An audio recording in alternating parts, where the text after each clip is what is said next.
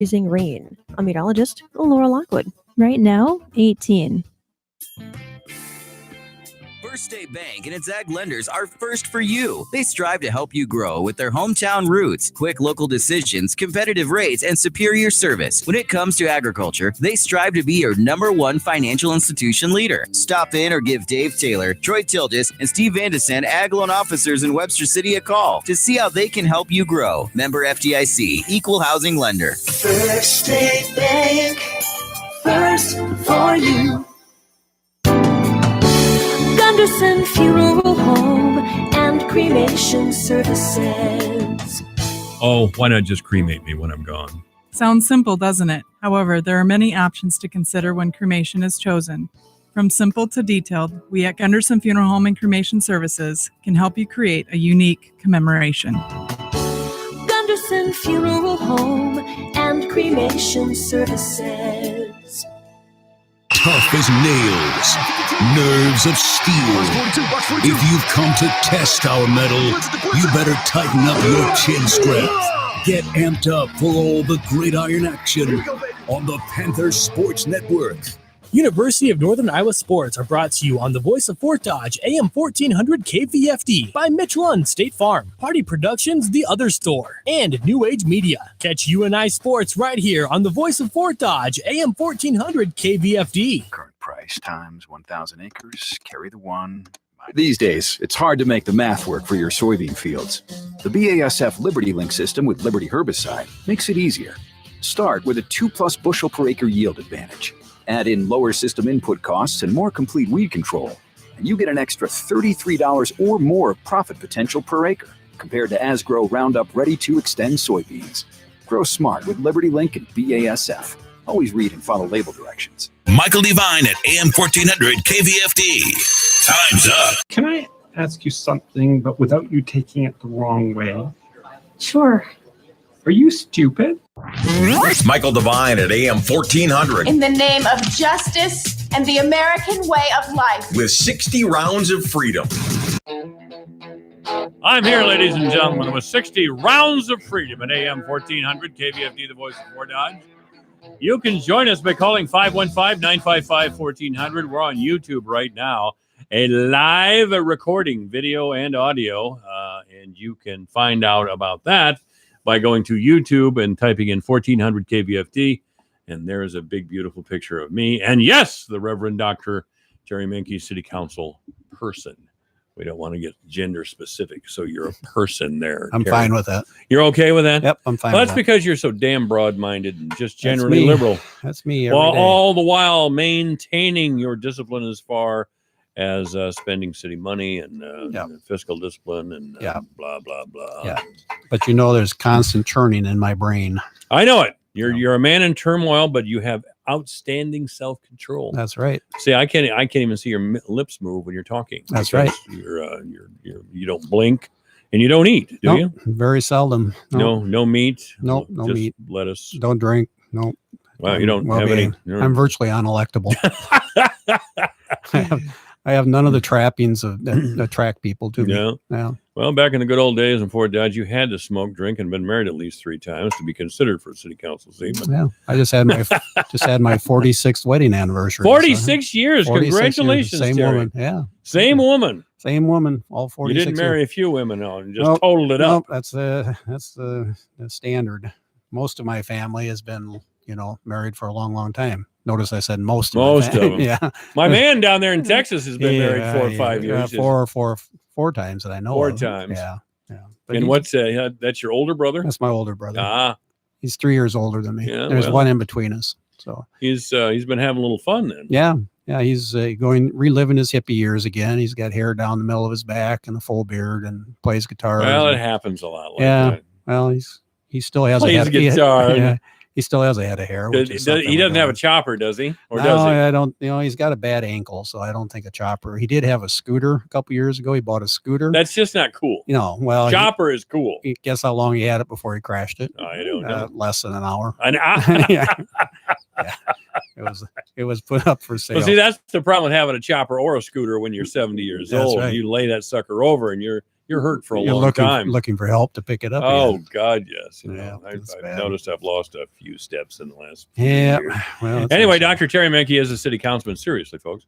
And you can ask a question of Councilman Menke by calling 515-955-1400. We're on Twitter at JMike1400, by the way, or Facebook, AM1400. KVFD, and I mentioned YouTube, didn't I? Yeah, just go to YouTube, type in 1400 KVFD, and there we I are. haven't been here for a while. No, you haven't. I've took a few days off over the holidays, as I always do, and I don't suppose you missed being here.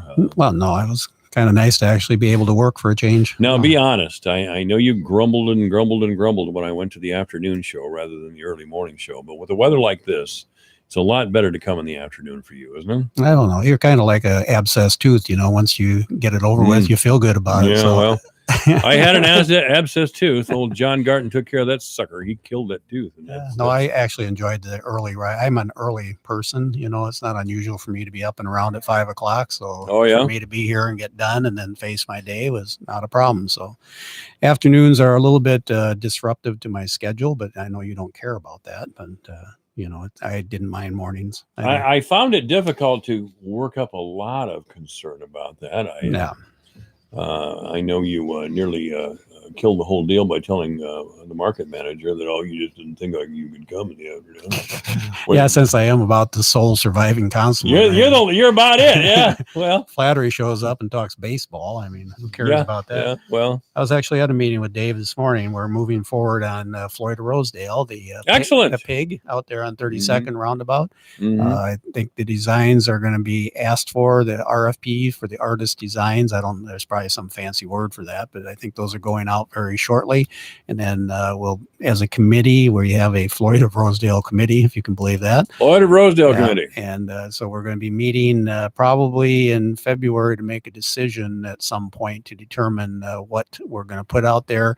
It can't be an exact duplicate of Floyd of Rosedale because of copyright trademark issues with the University of Iowa and University of Minnesota. So it will be a replica of some type, creative interpretation up to the artist. We're leaning towards metal as opposed to fiberglass, simply for durability standards. And then we're going to do a groundbreaking. I can tell you that for sure. On April 18th, we're going to have Chuck Long here. Chuck? Yeah, Chuck will be here. And we're working on getting Dallas Clark here too. So we'll get out there in the middle of the roundabout and disrupt everybody that's driving around and wave at him a little bit. So, do you know if Dallas Clark lives here year round? He came from the Livermore Laverne area. I think he still is. I think his family owns that Trainwreck Winery up in Algona. I don't know. I think he's been very successful and a very good businessman and good for the community of Livermore. But I don't know if he's here full time or not. I would assume he probably is here more than he's gone, but I don't know. You got me. Yeah, I don't know either. Yeah, but I've heard he's a very nice man. Never met him. He came in the studio one day, and a real nice young man. He's taller than I thought he was. I mean, he looks small in the football field on my TV, you know. Yeah, but that's because actually he's about 6'4", 6'5". That's because everybody else is big. Everybody else is huge. Yeah, even Peyton Manning was pretty tall for a quarterback. Yeah. Well, Chuck Long's no slouch either. No, he's a big guy. He He's is. still in real good shape. He's doing, I think it's the Iowa games. I don't know what they call it now, but the Iowa games. I think. Yeah, but he's doing that now, and so we're bringing him into town for a Sertoma event, and he's going to do the groundbreaking for us too. So it was kind of a cool deal to tie it together. Yeah. So what you're going to be hearing more about that. There's going to be a lot of talk about that in the next few weeks because obviously we need to raise some money for it. So I think it's going to be a good deal, and I think a lot of the local Hawkeye supporters will be pretty enthusiastic when they see what we're going to be doing out there. So now, what are you going to be doing out there? We're going to be putting a pig in the roundabout. A pig in the roundabout. Yeah. Floyd of Rosedale, a replica of Floyd of Rosedale. And the connection there was Mr. Loomis provided the brother of Blue Boy, who was in the movie State Fair, from the Loomis farm, which is actually out there at the Rosedale Aquatics area.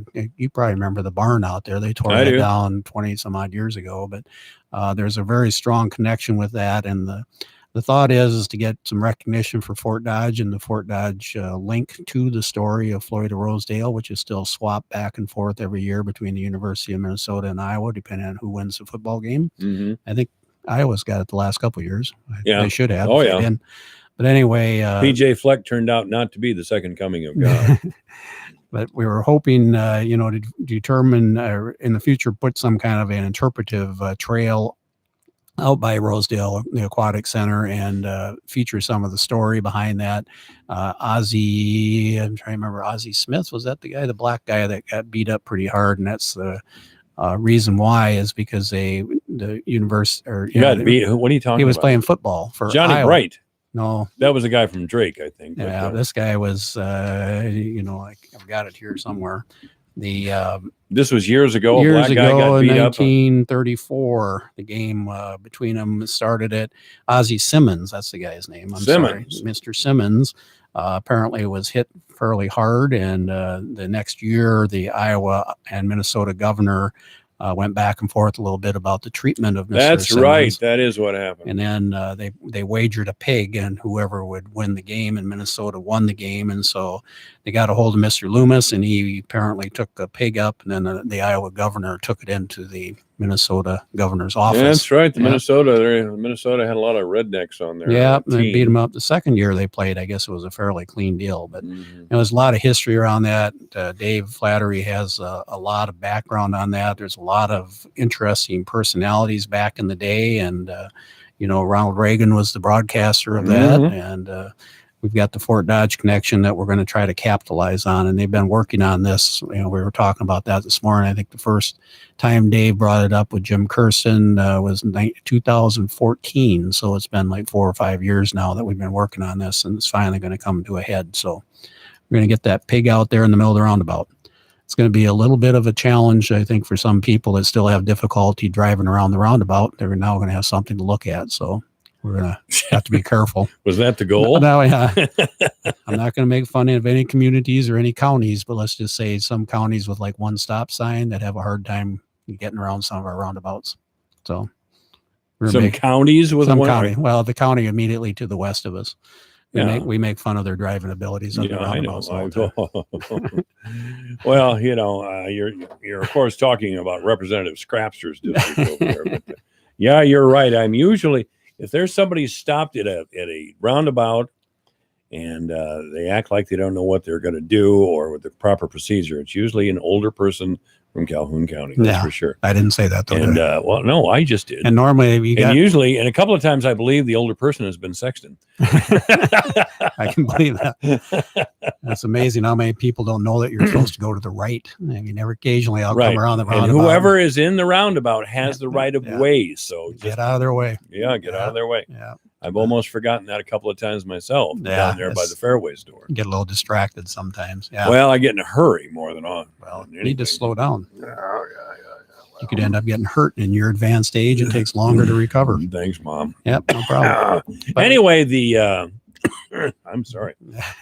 Did you hear that? You haven't heard this yet, but we're getting a collegiate baseball team in Fort Dodge. I haven't heard that. Yeah, they'll be in the Pioneer League, and the team that doesn't have a name yet, and they only have about 4 players that agree to play so far, but they will start June 1st. Oh, wow. Good afternoon. You're on the air at AM 1400 KVFD. Hey, don't forget to remind people to signal out of the circle. Yeah. Don't got to signal on the circle. Circle has the right of way. Don't forget to signal off. Yeah, and a lot of people don't do that, including me, by the way. That is a good point. Yeah. Oh yeah, it's not that difficult, but you're right. It's sketchy. I love the ones that are on the circle and then stop. Nobody knows what to do at that point, and away they go again. I chuckle at that all the time. Yeah. But then that's not to be too angry to the city councilman, but somebody ought to send instructions out if you're going to make changes. I had some friends that came in for over the holidays and wanted to know what drunk painted the lines on 22nd Street in St. Edmunds and down. We had that discussion actually last week. I don't think anybody likes that, but St. Ed's wanted some designated parking out in front. 22nd, as you know, is in pretty bad shape, and that's on the hit list. I think we're going to be looking at that with some of the money we have left over from the GEO bond from last year for road work. We put $1 million in there, and we only spent $500,000, and 22nd really went downhill. But I agree with you. We were making fun of those lines a couple weeks ago at a meeting with Mr. Schaefer down at City Hall, and he acknowledged the fact that really wasn't I think the way it turned out was the way they had planned. Well, just ought to just make one lane north, one lane south, and let everybody park on the east side. Be done with it. Yeah. Well, the old and fun days of Fort Dodge are gone when some council members used to drink before they got to the council meeting. And we had some lively ones then. I'll bet. And an after council meeting was usually held either at the Chesterfield or at the community. What about Andrews? Remember Andrews right across the street? As a matter of fact, I do. Yes, okay. I remember Andrews Lounge quite well. And by the way, I frequented it before and after it was a dancer place. Anyway, go over to the Dort Fod's Gear Gardens where you've had one too many. No, well, back in those days, I always had 12 too many. But anyway, hey, thanks for your call. You bet. All right, AM 1400 KVFD, the voice of Fort Dodge. So which drunk did it, by the way? Drunk did what? The lines. Oh, I don't know. Again, that was, I have the same problem on Williams Drive with the bike lanes. I don't like those either. I mean, the lines are very deceiving when you're not used to them. But 22nd basically was to create some parking in front of St. Ed's, and that's the only reason they did that. And the only time those lanes have bothered me, and they have them in Iowa City, and I think they have places in Cedar Rapids. But in Des Moines, they have them every now and then down by the Capitol, down by the state Capitol, and all of a sudden you're trying to. I think I'm in a lane and I'm in a bike lane, you know, and it's the wrong thing. Well, as long as nobody else is in there, it's not a problem. Bicycle riders in Des Moines, if you crowd their lane, they are not shy about telling you are crowding their lane. Sometimes profanity is used, if you can believe that. And hand gestures? And hand gestures. Huh, yeah. Imagine that. And some references to my ancestry, noting that I have Webster County plates. Apparently, that's their problem. Yeah, it is.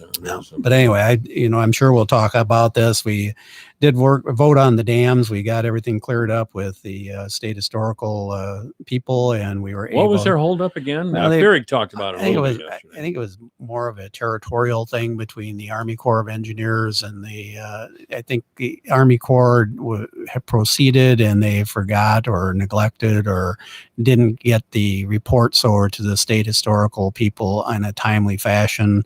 So the state historical people were flexing their muscles, I think, a little bit and created a little bit of a bureaucrat in historical. Yeah, but again, their demands weren't anything that we hadn't talked about. Leaving one of the gates for more or less historical purposes is not going to serve any function. It's just going to be hanging out there. If you do go to Rachel Contracting's website, it's Rachel without an E in it, and they've got demolition. They actually took a dam out a couple years ago, and they show in time-lapse photography, which we're going to do down in our little dam and hydroelectric dam too. They show the tear out, and it's kind of cool to watch them because they come in with 2 or 3 excavators and some skid loaders and bulldozers, and Rachel Contracting out of St. Michael's, Minnesota, which is just north of Minneapolis. They have a website or Facebook page? A website. Rachel, Rachel Contracting. Somebody must have named it after their daughter. No, it's actually the gentleman's name. Oh, That's really? His last name is Rachel. But it's kind of cool to watch them. I mean, this is going to be a fairly quick process, I think, on the little dam. The little dam has rebar in the concrete, so they're going to do some sorting. I don't know if we're going to be able to coordinate with the county. I know Mark Campbell had indicated that Randy Will had a spot with some erosion on a roadway that we might be able to haul some of the debris to, which would really save a little bit of time and effort on it. But I think once it's taken out, we are going to look at probably getting DNR permits to get the fishing improved down there. The initial phase is just to get the dam torn out, and then we'll come back in and put in some jetties, and fishing access will improve. Also on the west or east side of the hydroelectric dam, they're going to have to create a roadway down to the dam in order to get their equipment down there, which will really improve the access down to that area. They're going to create what's called a J hook to the north on the east side, and that's going to be also to help control the water for erosion purposes and also provide additional fishing areas. So I did get a letter the other day, a lady that wanted me to be aware of the fact that the eagles are, they fish in the river. I don't think that this construction or deconstruction is going to affect that at all. There's still going to be fish up and down that river. And again, there's going to be a lot of different pools that we're going to create.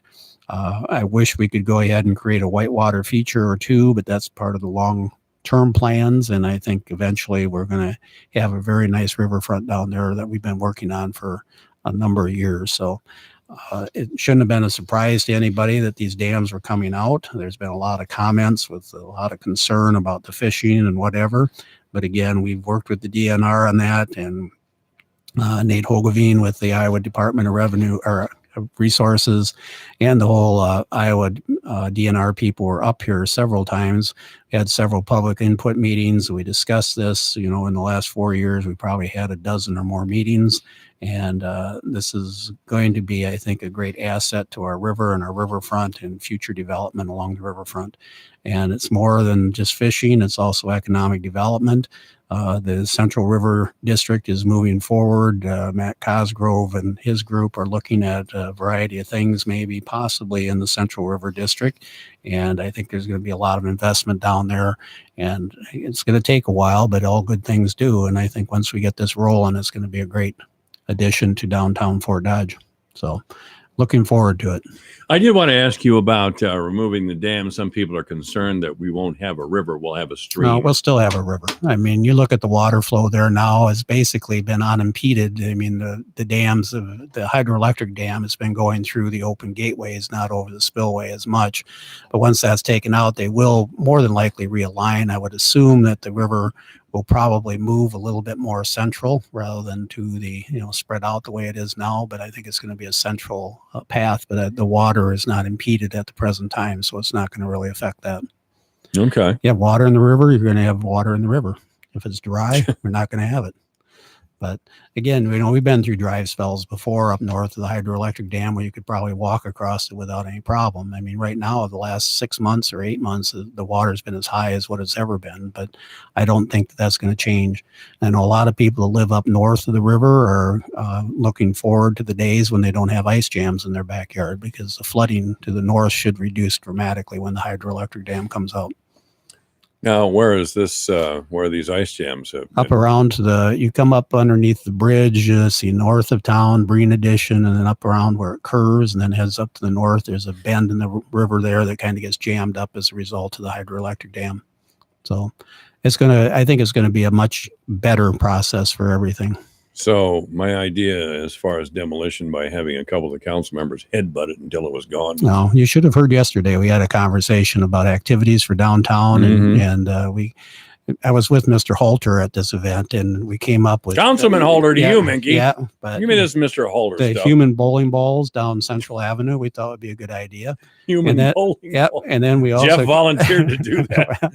And then, we were trying to figure out how we keep people from bouncing off of buildings, and then we came up with shooting councilmen out of the cannon. Now we're talking. And then and Kim was there, and of course we offered to double the charge. So whoops, overshot.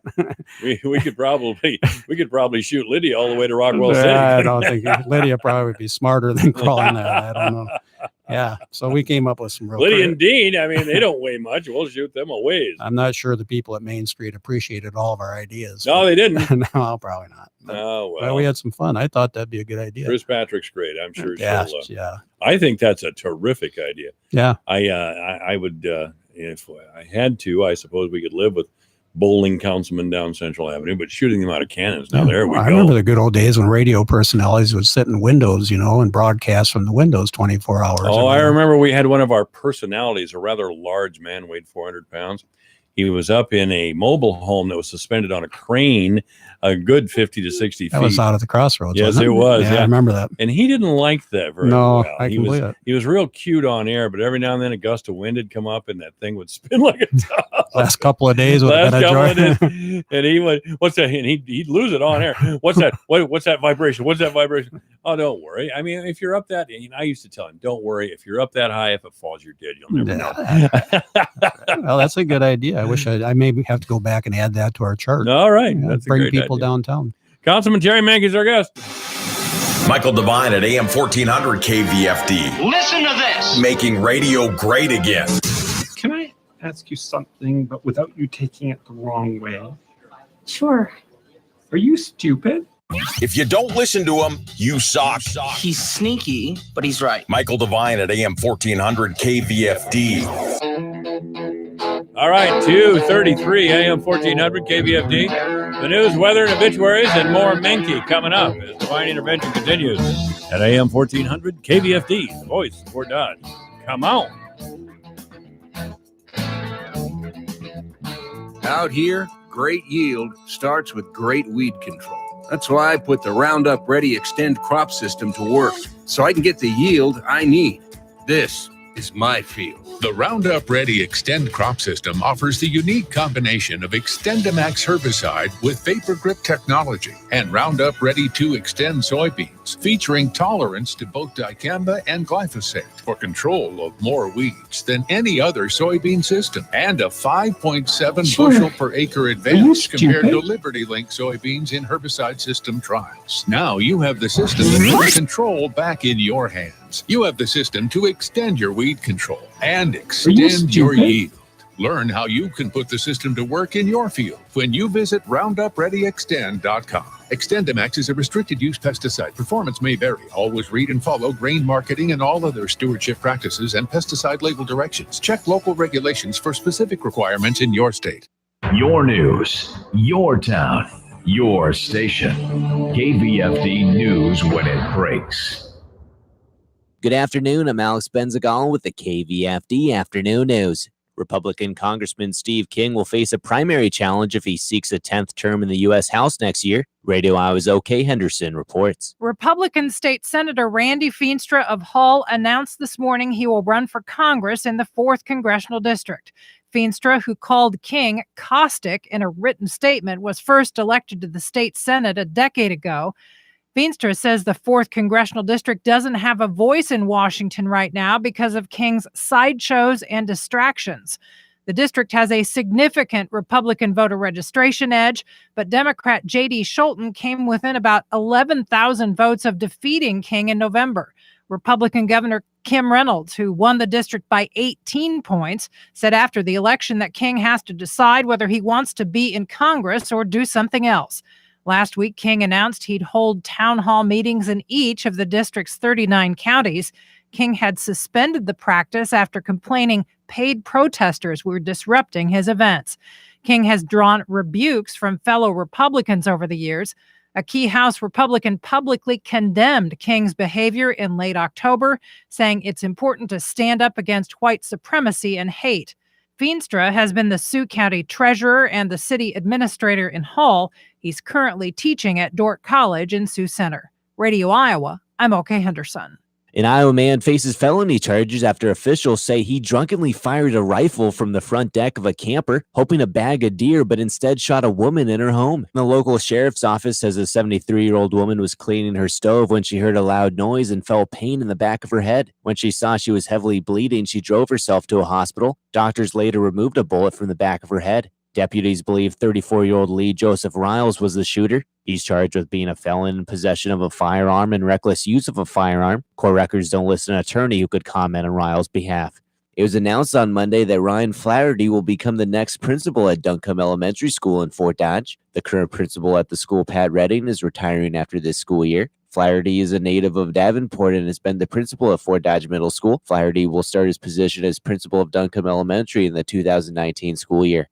In local sports, Fort Dodge boys basketball defeated Des Moines Roosevelt 63-50 last night behind a career-high 24 points from junior Tyson Kershaw. To Jordan Jackson, bounce pass left corner, Kershaw shot fake, nice into the lane, floater, and it scores. Everything Tyson Kershaw touches turns into gold. 43-38 Fort Dodge. Senior Jordan Jackson added 19 points and Jace Peterson had 11. Fort Dodge is now on 2 straight games. The Dodgers girls fell 61-35 to Roosevelt. Freshman Jalen Adams led the Dodgers with 9 points. This has been Alex Benzagal with the KVFD Afternoon News. Have a great day. This is AM 1400 KVFD, the voice of Fort Dodge, 237. First of all, in the weather, sunny today with a high of 22, wind chill factor temperature 10 degrees below or lower. Overnight, partly cloudy with a low of 13. Wind chill factor temperature overnight 0. Tomorrow, sunny with a high of 31. Again, some wind. It'll keep that wind chill factor temperature down there around 0, maybe to 5 above. On Friday, cloudy with a high of 35. Saturday, slight chance of snow and freezing rain, then a slight chance of freezing rain between 9 and noon. Be aware of that. On Sunday, it'll be sunny with a high of 35. Monday, sunny with a high of 40. That's much better. And on Tuesday, it'll be sunny with a high of 41. Right now, it's 19 degrees at AM 1400, KVFD, the voice of Fort Dodge. Obituaries this hour brought to us by Gunderson Funeral Home and Cremation Services at 1615 North 15th Street, Fort Dodge. You may contact Gunderson Funeral Home and Cremation Services by calling 515-576-7128 or online at www.gundersonfuneralhome.com. Raymond McLaughlin has passed away. Raymond McLaughlin has died at the age of 88. There will be a funeral for Mr. McLaughlin tomorrow morning at 10:30 in the morning at Corpus Christi Catholic Church. Jason Johnson has died at the age of 40. Jason B. Johnson of Fort Dodge died at his home on Saturday. There will be a memorial service for Jason Johnson, and that'll be held at 11 o'clock in the morning Friday in Dayton. Joy Rasmussen has died at the age of 60. Joy Rasmussen of Fort Dodge died last Sunday at the University Hospitals in Iowa City. There'll be a funeral service for Joy Rasmussen that'll be held at 10 o'clock in the morning on Saturday at Grace Lutheran Church. Obituaries this hour brought to us by Gunderson Funeral Home and Cremation Services at 1615 North 15th Street, Fort Dodge. You may contact Gunderson Funeral Home and Cremation Services by calling 515-576-7128 or online at www.gundersonfuneralhome.com. It's 2:39 at AM 1400, KVFD, the voice of Fort Dodge, 19 degrees. With a look at the closing market report, here's Dwayne Murley. Here's a look at how the markets closed today. March corn up 2 cents at $3.82. May up 2 at $3.90. July up 1 3/4 at $3.97.5, and September up 1 1/2 at $4 even. January soybeans up 5 1/4 at $9.11.5. March up 5 1/2 at $9.24. May up 5 1/2 at $9.37 1/4. July up 5 1/2 at $9.49. March wheat closed up 2 1/4 cents at $5.20 1/4. Soybean meal up $1.40 a ton at $3.19. February live cattle down 50 cents at $124.80. April down 35 at $125.80. January feeder cattle down 80 cents at $146.82. March down 55 at $144.90. February lean hogs up $117 at $63.77. April up $152 at $67.55. From the farm desk, I'm Dwayne Murley. What if I told you there was a way to step into another gear for your brain and be much sharper, more focused, and improve your memory to a level that you could only dream about and notice these results in 30 minutes? Hard to believe? Neuroscientists are calling this new brain discovery the biggest advancement in brain science to date. It's called Limitless, the brain pill of the future. Take it, and within 30 minutes, you'll transport your mind to a new level of focus and clarity you would have never thought possible. I took Limitless, and it started working in minutes. All of a sudden, it felt like a dark cloud had been lifted up right before my eyes.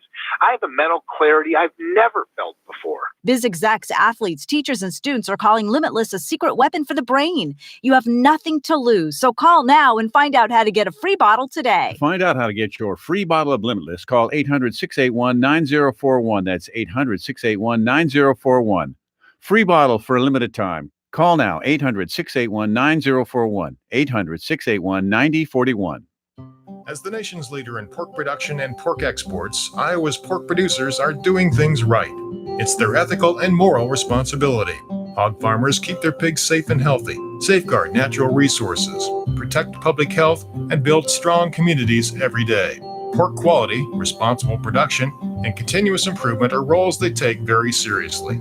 Iowa's pork producers, producing safe, affordable food. Sponsored by Iowa's pork producers and their pork checkoff.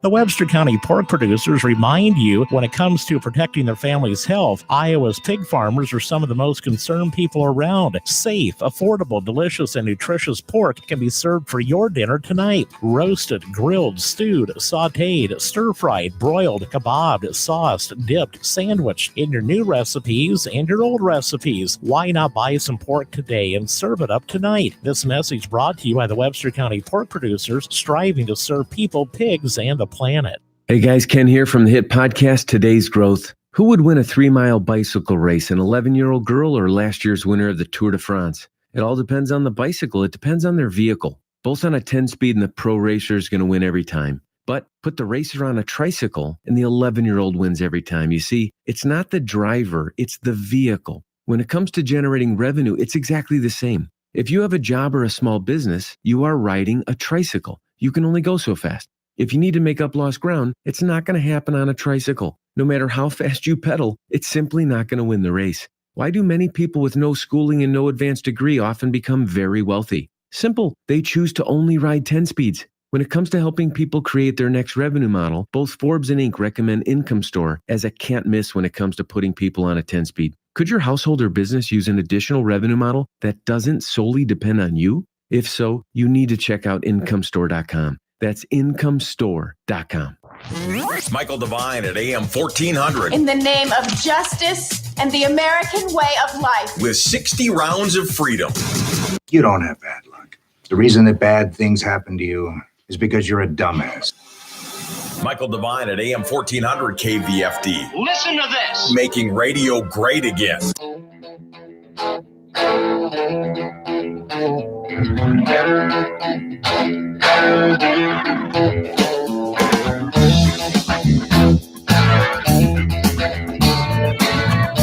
AM 1400 KVFD, the voice of Fort Dodge. I'm Michael Devine. Yes, and on the air with me is City Councilman Terry Menke. You may join the program, ask a question of the councilman. Yes, my only councilman now. 515-955-1400. I got to tell you, with the exception of flattery, when I look back at some of my previous council people interviews, we didn't do anything but screw around most of the time that was on there. There was no real information. Nevin Conrad was good, but I think the Catholic Mafia silenced him. Yeah, he's a lawyer. He's busy. He's a tax guy, but I think he has. I've been a little rough on the Democrats lately, purposely and intentionally, and I think they deserve it. And so I think he may have been forced into omerta. A little omerta. We don't like you going there. You're saying bad things about us. So what if it's the truth? Yeah, but I'm here. I guess I'm just not as smart as the rest of them. I don't know. I'd say that was the case. Yeah. So anyway, pale in comparison to Kim Allstadt. Well, that's to a certain degree, that's probably true. No, I suppose it is. We got a lot of things coming up. I mean, we're entering into a lot of construction bidding. We'll get word on what roads are going to be fixed here fairly quickly. I do know I talked to Tony the other day, Tony Trotter, our city engineer, and it looks like about 1.3 million will be spent on some road repairs, and hopefully we're going to be able to increase that with the GEO bond. We did ask, the council asked to have more money put in for the GEO bond for road repair. With all the road work that we're doing, the 15th and 16th Street and First Avenue South and Central Avenue will be torn up this summer. So we're going to have extensive road work in that area. Fifth Avenue South between 31st and 32nd will be rebid and done. We got Williams Drive that will be rebid. That one came in a little high. 8th Avenue South, we've got over $3 million being spent down there. We're looking at the fiber optics work to coordinate the traffic signals on 5th Avenue South, which is, I think, will be a vast improvement in our travel time up and down that road. The fire station bid will be coming out again, probably in the next 1 or 2 council meetings. We'll be looking at that. And of course, we got the dam removals coming up. So there's a lot of work, a lot of construction. A lot of things are being done, and again, the dam removal will be coming up. They're hoping, I think, to start that February 1st. They had, I believe, a pre-construction meeting today, and Rachel Contracting, is very good at that, and they will get in and do the job and do it very well.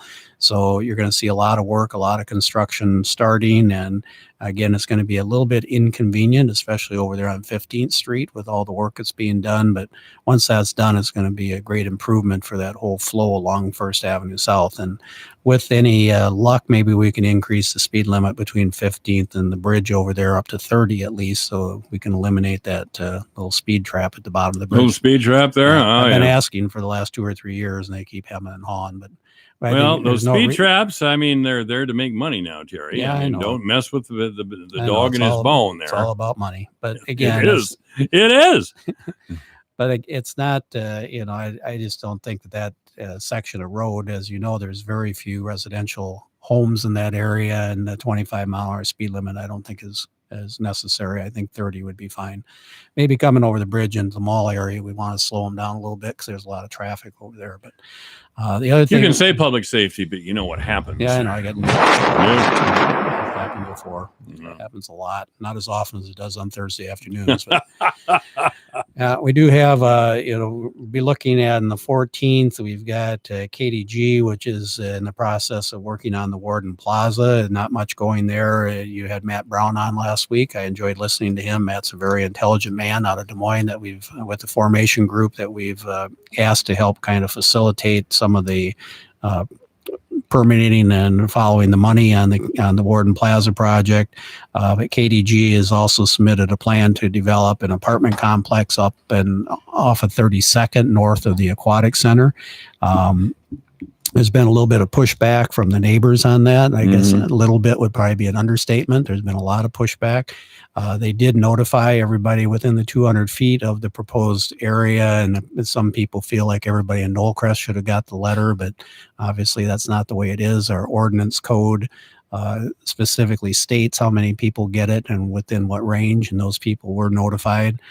They had the meeting on December 11th, and then they, because they needed some additional information from the engineering people as far as the sewer lines and water lines and the runoff out there, and the road, I guess the traffic on the road. And so that was answered by Tony, and they had another follow-up meeting on the 18th, and those were published in the paper, and they were properly notified. It was not a closed door session as was indicated in some of the postings on Book of Faces. It was completely above board. You must be on that thing more than your average teenage girl. No, I don't think I'd be that bad. But come on, we watch and monitor, and there is some, you watch and monitor. There is some discussion about that because just to the east of the Aquatic Center, there is a chunk of ground that's already zoned for multifamily. That would be a very easy process. It's actually close to an 8-inch water line running through that ditch on 10th Avenue North. There's also sanitary sewer, which would, the proposed location on 32nd Street, they have to run 2,020 feet of sanitary sewer and also some storm sewer work if they do it on the area that's already zoned multifamily on 10th Avenue North. They wouldn't have as much infrastructure work to do, so it would actually be less expensive. They are preparing some kind of a release to the council in the next day or two that's going to address why they want to go where they want to go. So it'll be interesting to see what they say. Speaking of going, let's go to the phones now. AM 1400 KVFD. Good afternoon. You're on the air with Councilman Menke. Those apartments over there by Rosedale, that's the same people as the Warden Plaza, right? That's correct. What's the plan with that? Are they gonna put up apartments now before they even start on the Warden Plaza, or what? No, it's they're developers. So basically, what the plan is that they're going to work on both projects concurrently. They are facilitating. I don't think they're going to be the primary investors in either one of these. The Warden Plaza will probably be funded primarily with tax credits and historical tax credits and workforce tax credits, and also some financing. The apartment complex, I don't know if they're going to be the primary investors, but more than likely they'll be reaching out to other investors. So it's estimated, from what I saw, it was about a $30 million project for the apartments and $30 million for the Warden Plaza. So it's a pretty good chunk of money. Have they got an estimated start date for their first property, the Warden Plaza? That's being held up right now, actually, because of the government shutdown, the historical credits, the historical separation of the Warden Plaza and the Wakanza Annex. The Wakanza Annex is owned by the city, and the Warden's owned by KDG, and it's all incorporated together, so they can't do any work on the Warden, and we can't really do any work on the Wakanza until they separate those. That was approved by the state historical people. Now it has to be approved by the National Park Service. So okay. it's tied I'm just up worried that they might get in over their heads with projects in this town. And well, I don't know. I mean, I don't have access to their finances. I don't know who they're going to use for contractors. My biggest concern is where they're going to get the people to do the work because everybody's so busy. But apparently, from what I've been told, is that they do have the financial backing to at least purchase the ground. If they do not get the ground purchased by the 1st of May, then it will resort back to Mr. Schmoker and will return to ag ground. So they have indicated that they have the money to complete the purchase of the property. okay. All right. All right, I just thank don't you. want to see them holding on to too much property in town and not doing anything. Well, you're not the only one, trust me. All right. Thank you. You All bet. right, see you later. AM 1400 KVFD, the Boys 4 Dodge, 515-955-1400. If you have a question or comment, or Councilman Menke, who knows all and sees all. Mm. The shadow dude. Yeah. But anyway, I mean, this will be, there is a supermajority will be required for this because the neighbors have filed a petition against the rezoning.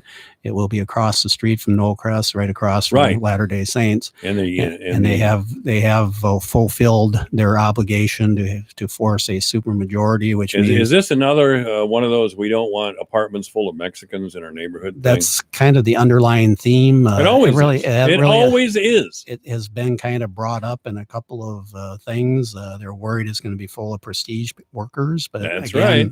This is, I've seen some of the drawings and some of the blueprints. Prestige could kind of help out by coming out with a statement that will say we are only going to hire workers in our country legally. Yeah. And that would include the workers' extended family who want to sneak across the border just because they're here. Yeah. I mean, if Prestige would come out with a positive statement like that, that would be huge. I'm delighted Prestige is in our town, or in our area, I should say. Region, yeah, in our region. And our world is about to change, but we must manage it and we must control it. Yeah. We just can't let it happen for fear of ticking off Prestige. These drawings that we've seen, and again, the costs associated with these apartments, they're quite pricey. I mean, they're $1 to $1.10 a square foot is basically their break-even point. And I'm not sure that a $14 an hour job is going to be able to afford $1,000 a month apartment. That's right. Plus a car. Plus groceries. No, probably none of those things. So however, there is a such a thing as multiple generations of a family living in the and again, same that's building. going to be controlled. And there by is them. also such a thing as having cousins and uncles who all have a job, but it's not a good thing to have 10 people in a 2-bedroom or 3-bedroom apartment. And we've got a couple places in town that apparently have already been looked at for conversion. A couple of rental properties where there's been numerous beds brought in, and In other words, I don't think the people at Knollcrest want to live in conditions similar to where some of these folks are coming to, because where some of these folks are coming from is the third world. We don't want butchered chickens in the living room, for example. But do we want to discriminate like that? Do we want to discriminate? What we're talking about here is enforcing city codes that improve our quality of life. And we shouldn't have any problem with that. But again, this is high end. This is desirable. This is property that nobody else in town has. I mean, these would be very high end apartments. They're Would you classify that as discrimination? Most neighborhoods have some sort of codes by which they all agree to live. And why wouldn't we have it there? Like don't tie up a donkey in my front yard or something. You see the lady with chickens in her car down in Des Moines? I did. And apparently there's no rule or regulations against that. Apparently the chickens were content. Well, that's what I mean. I am opposed to discrimination, first of all. I have worked with Mexican people, mainly Mexican people in the past, and they have, and they're great people. Very hardworking. Very hardworking, all of those things. However, we just can't come to a neighborhood and say, well, we're going to do this. You don't have any rights in the matter. If you do protest, you're rednecks and racists. I mean, they will be there Monday night. I guarantee you they'll be there in force. But will it do them any good? Sometimes the council, the mayor, and the staff get together and say, all right, we'll listen to them, and then we'll just do what we want. I can tell you, I've been wavering on this from day one. I've been kind of indecisive, and part of the reason is, I mean, I'm concerned about the neighborhood. I used to live up there. I lived on 17th Avenue North, 3133 for about 20 years. So I'm familiar with the neighborhood. I was up there this weekend, drove around the neighborhood. There's numerous multifamily homes over there. And the housing is, 40, 50 years old, but it's a very nice neighborhood. Yeah, great neighborhood. Yeah. All right, AM 1400 KVFT, good afternoon. You're on the air. Sorry, one more question. Between the Warden Plaza and these proposed apartments, is there any kind of contingencies on each other, or is there any kind of, well, we'll do this if we do that, or anything that you know of? No, the two projects are completely separate. They're not linked in any way. It just happens to be the same developer. We do not have a development agreement with the KDG and the Warden Plaza at this point, despite the fact it was supposed to be done like January of 2017 or 18. And they are waiting to get all the historical tax credits and whatever to get the financial stack put together. But we have not been asked to do anything other than change the rezoning on the property, the Schmoker Farm north of the Aquatic Center. That's the only thing we've been asked to do. There's no binding agreement with them on that. So if for some reason this land doesn't get rezoned, is it, the Warden Plaza will go through without hitch? Well, again, I don't know. I mean, the developer has not indicated that there would be any problem if we didn't do one without the other. There hasn't been any veiled threats of any kind. At least not to me. All right. Thank you. All right. Thank you. AM 1400 KVFD, the voice of Fort Dodge. Yeah, Terry, all we really need, and the city leaders and the economic development leaders need to understand that they need to get up off their knees in front of Prestige Farms. I know they want to keep Prestige Farms happy. We all do. We all welcome them here.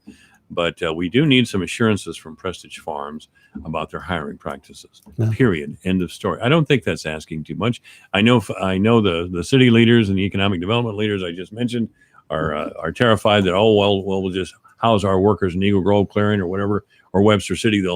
But I think if we take a lead on this, the other cities will follow us. I don't think they're anxious to have rough conditions in their towns either. I agree. I don't think that they're going to go out and recruit people that they wouldn't want living next door to them. Yeah. I wouldn't think. Well, I hope that's the case. Yeah. I don't think that's asking too much. And I hope everything goes smoothly. I mean, obviously they're hiring, 990 some people. That's so, right. I mean, you can always get a bad apple in that group. I mean, of course, no one's saying that. I mean, I've hired one or two of them myself over the years. I saw an optometrist once. Really, I tell you. Anyway, thank you to Dr. Terry Minke. Not a problem. 3:00 in the afternoon, KVFD, Fort Dodge, Iowa. Hi, this is Leslie Segretti. And I'm Tom Kreitler, and you can hear the Money Pit every Saturday afternoon from 4 to 6 on the voice of Fort Dodge, AM 1400 KVFD, Fort Dodge. A total waste of time. I'm Lisa Brady, Fox News. That in a tweet from President Trump just a short time ago after cutting short a White House meeting with top Democrats in Congress. He sort of slammed the table.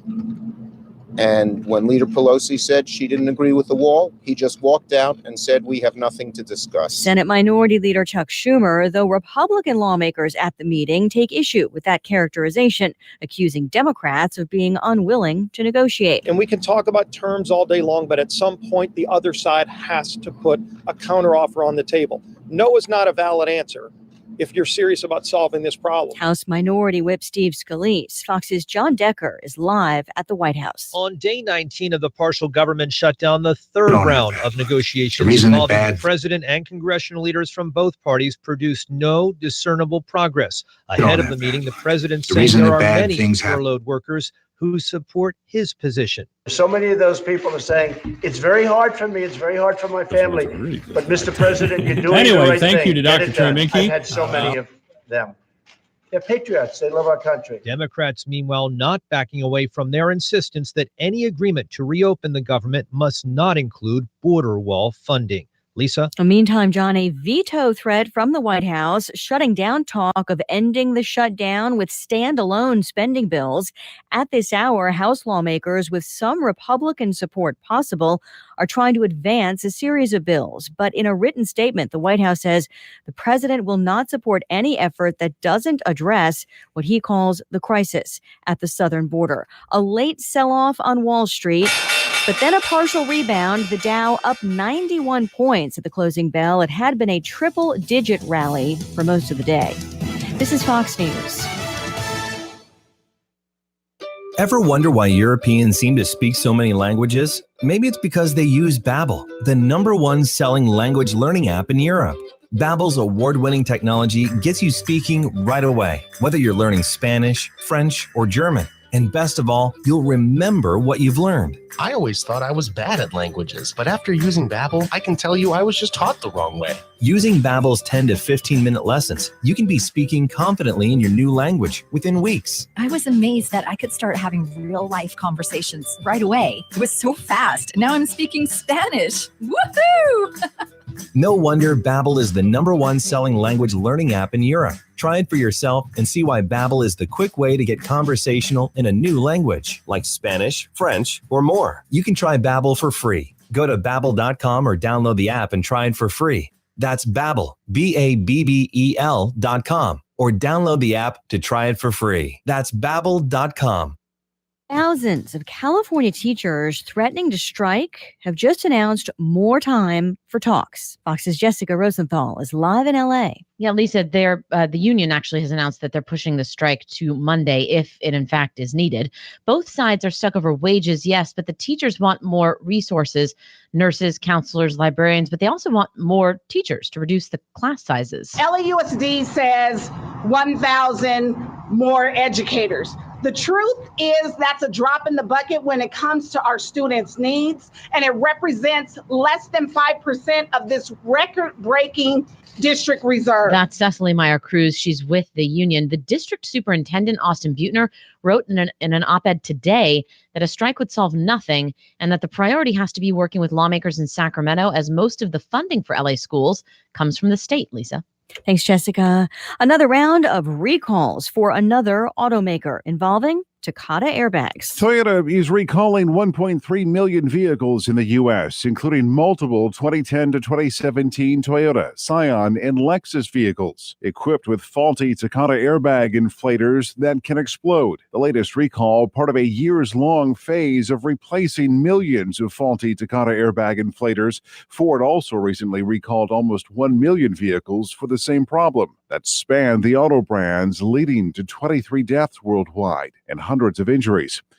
Jeff Manasso, Fox News. South Korea's ambassador to the U.S. says he's hopeful a second meeting between President Trump and North Korean leader Kim Jong-un will take place, though the timing of the meeting remains unclear. This after Kim Jong-un left Beijing following a 2-day visit by the North Korean leader to the Chinese capital, his fourth visit in 10 months. Lisa Brady. This is Fox News. Your news, your town, your station. KVFD News when it breaks. Good afternoon. I'm Alex Benzagal with the KVFD Afternoon News. Republican Congressman Steve King will face a primary challenge if he seeks a 10th term in the U.S. House next year. Radio Iowa's O.K. Henderson reports. Republican State Senator Randy Feenstra of Hull announced this morning he will run for Congress in the 4th Congressional District. Feenstra, who called King caustic in a written statement, was first elected to the state Senate a decade ago. Feenstra says the 4th Congressional District doesn't have a voice in Washington right now because of King's sideshows and distractions. The district has a significant Republican voter registration edge, but Democrat J.D. Scholten came within about 11,000 votes of defeating King in November. Republican Governor Kim Reynolds, who won the district by 18 points, said after the election that King has to decide whether he wants to be in Congress or do something else. Last week, King announced he'd hold town hall meetings in each of the district's 39 counties. King had suspended the practice after complaining paid protesters were disrupting his events. King has drawn rebukes from fellow Republicans over the years. A key House Republican publicly condemned King's behavior in late October, saying it's important to stand up against white supremacy and hate. Feenstra has been the Sioux County treasurer and the city administrator in Hull. He's currently teaching at Dordt College in Sioux Center. Radio Iowa, I'm O.K. Henderson. An Iowa man faces felony charges after officials say he drunkenly fired a rifle from the front deck of a camper, hoping to bag a deer, but instead shot a woman in her home. The local sheriff's office says a 73-year-old woman was cleaning her stove when she heard a loud noise and felt pain in the back of her head. When she saw she was heavily bleeding, she drove herself to a hospital. Doctors later removed a bullet from the back of her head. Deputies believe 34-year-old Lee Joseph Riles was the shooter. He's charged with being a felon in possession of a firearm and reckless use of a firearm. Court records don't list an attorney who could comment on Riles' behalf. It was announced on Monday that Ryan Flaherty will become the next principal at Duncombe Elementary School in Fort Dodge. The current principal at the school, Pat Redding, is retiring after this school year. Flaherty is a native of Davenport and has been the principal at Fort Dodge Middle School. Flaherty will start his position as principal of Duncombe Elementary in the 2019 school year. In local sports, Fort Dodge boys basketball defeated Des Moines Roosevelt 63-50 last night behind a career-high 24 points from junior Tyson Kershaw. To Jordan Jackson, bounce pass left corner, Kershaw shot fakes, nice into the lane, floater, and it scores. Everything Tyson Kershaw touches turns into gold. 43-38 Fort Dodge. Senior Jordan Jackson added 19 points and Jace Peterson had 11. Fort Dodge is now won 2 straight games. The Dodgers girls fell 61-35 to Roosevelt. Freshman Jalen Adams led the Dodgers with 9 points. This has been Alex Benzagal with the KVFD Afternoon News. Have a great day. Here's the AM 1400 KVFD weatherology forecast. Bright sunshine this afternoon with daytime highs approaching 22. Winds out of the northwest 8 to 15 miles per hour. Teen tonight, overcast. High of 31. Tomorrow, mainly sunny. Mid-30s Friday, turning cooler Saturday with highs in the low 30s and mixed precipitation possible. From the Weatherology Weather Center, I'm meteorologist Jennifer Wojcicki. Currently, it's 19. Iowa hog farmers have a lot to be proud of. Proud of the quality products we put on tables around the world. Proud of the strides we make to protect Iowa's natural resources. Proud of the number of Iowans we're able to employ in safe workplaces. Proud to protect and promote animal well-being in everything we do. Iowa pork producers are proud because they do it right. And that's something all Iowans can take pride in. Sponsored by Iowa's pork producers and their pork checkoff. Iowa's pork producers work hard daily to produce safe, affordable food. Through the Industries We Care initiative, hog farmers are firmly committed to doing things right. That means keeping their pigs safe and healthy, safeguarding natural resources, protecting public health, and building strong communities. Producers fully understand the importance of pork quality, responsible production, and continuous improvement. It's the moral and ethical thing to do. Sponsored by Iowa's pork producers and their pork checkoff. Mom, Dad, I'm getting married. That's wonderful, dear. Congratulations. So have you decided on a date? Yes, this Saturday. What? Are you serious? We need to plan. There's so much to do. What about the church? The flowers, music, food, inviting everyone? You would not want to be faced with those hurried decisions then. Why do that to your family with your own final arrangements? I invite you to sit down with us at Gunderson's to pre-plan your funeral. Pre-planning allows you to make thoughtful decisions with a clear mind. Give us a call at Gunderson Funeral Home and Cremation Services, Fort Dodge. Pure brute strength. That's what you get with Midland Hydraulic Doors from P&R Entry Door. Midland doors are perfect for commercial and agricultural applications. When you choose a Midland garage door from P&R Entry Door, you can be confident you've chosen the toughest commercial door on the market. Whether you want a shop door for agriculture, an aviation hangar, or a commercial building, P&R Entry Door has what you need. For a free estimate, call 573-8883. P&R Entry Door online at pnrentrydoors.com. Michael Devine, the mayor of Manville. It's a fancy title for a part-time job. Michael Devine at AM 1400 KVFD. You don't have bad luck. The reason that bad things happen to you is because you're a dumbass. Michael Devine at AM 1400 KVFD. Time's up. I don't know exactly what that means, Michael Devine, time's up, but it sounds good. The alarm clock and all that. AM 1400 KVFD, the voice of Fort Dodge. Yeah, if you'd like to join the program, you certainly can. 515-955-1400, 515-955-1400. We're also on YouTube. Just go to YouTube, type in 1400 KVFD, and you will see in beautiful Technicolor, me and Greg Hora sitting here. Greg Hora, of course, is president of the Iowa Pork Producers. Hi, Greg. Mike, hi. It's been a while that I've been in here to chatter with you and your listeners. Hardly recognize you. Oh, my goodness. It has been a few months, actually, since the harvest season started. Yeah, it has been. And as that extended fall season, I know you have other guests that are on this station with you that have talked about the extended fall season. And a lot of us did not get the fall work completed that we wanted to, but we do what we can, and then we move forward to what we have to do. Well, now we have a pretty decent winter. I mean, were you able to get all your fall work done with this type of weather that we have now? No. And a lot of people across north central Iowa in your listening area did not because of a number of factors. Yeah, it was really wet. Well, November, we had like the third coldest November on record. Yeah. And so it was a lousy year, really. We settled in with cold temperatures early on. And actually, I just got a phone call earlier this afternoon from one of the service organizations here in town that looking at doing a pork chop dinner next Memorial Day weekend. I said, hey, Greg, I want to talk to you about this. And you and the pork producers come out. And I said, well, we talked about this last year. And I said, our county pork guys, we like to grill. But, last year we were not all done planting yet at Memorial Day weekend. Right. And I said, it's tough for me to try to say, yes, we'll look at doing that. But that was just the type of year that we in agriculture have dealt with. But now, and all you have to do is drive around the Fort Dodge area for those listeners that are not just from Fort Dodge, but other county or other communities in the area.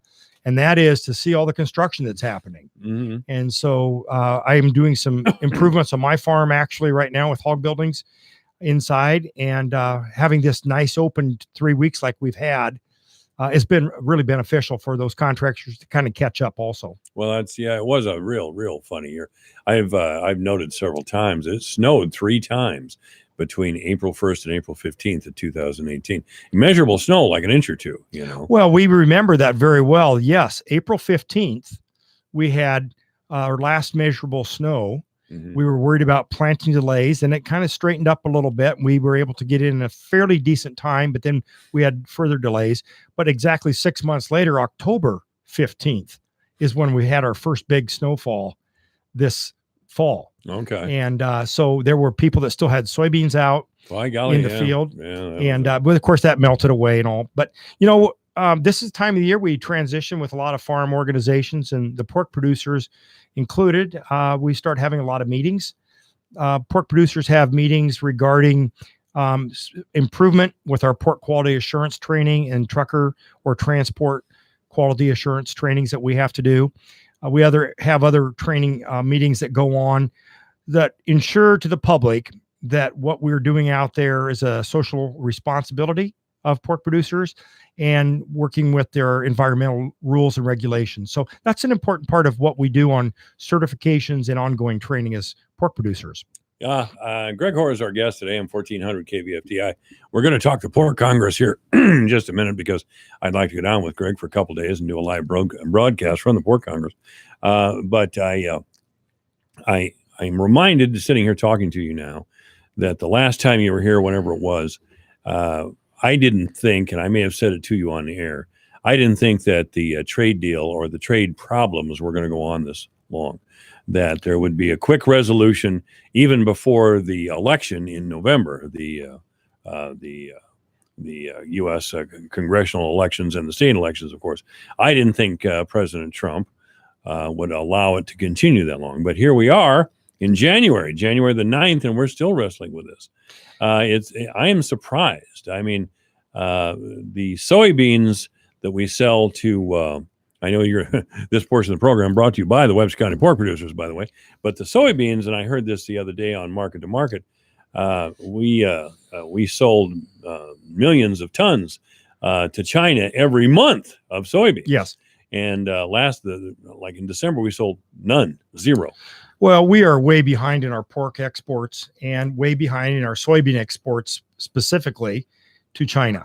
And I know a couple weeks ago you had Dean Coleman in here from Humboldt. Great guy. Yep, Dean has been very involved with the American Soybean Association and a number of other leadership responsibilities and committee roles at the national level, and has done a number of soybean trade mission trips, along with a number of other farmers that continue to do that around the world. But to your listeners out there, what's important is that we continue to have abundance of production because of our new science and technology and farming methods. We as farmers like to buy new equipment that helps us become more efficient and hopefully more profitable. And when you have good weather years like we've had the last couple years for soybean production, while we are growing a 4 billion bushel soybean crop and nearly 15 billion bushel corn crop, we realize that our export markets are tremendously important. And as your listeners have heard me say a lot before, that emerging economies around the world are continuing to grow, and their appetite for U.S. products, be it pork and beef, poultry products, or be it the raw commodities of corn and soybeans, wheat, those type of products, as their economies get better, they want to buy more.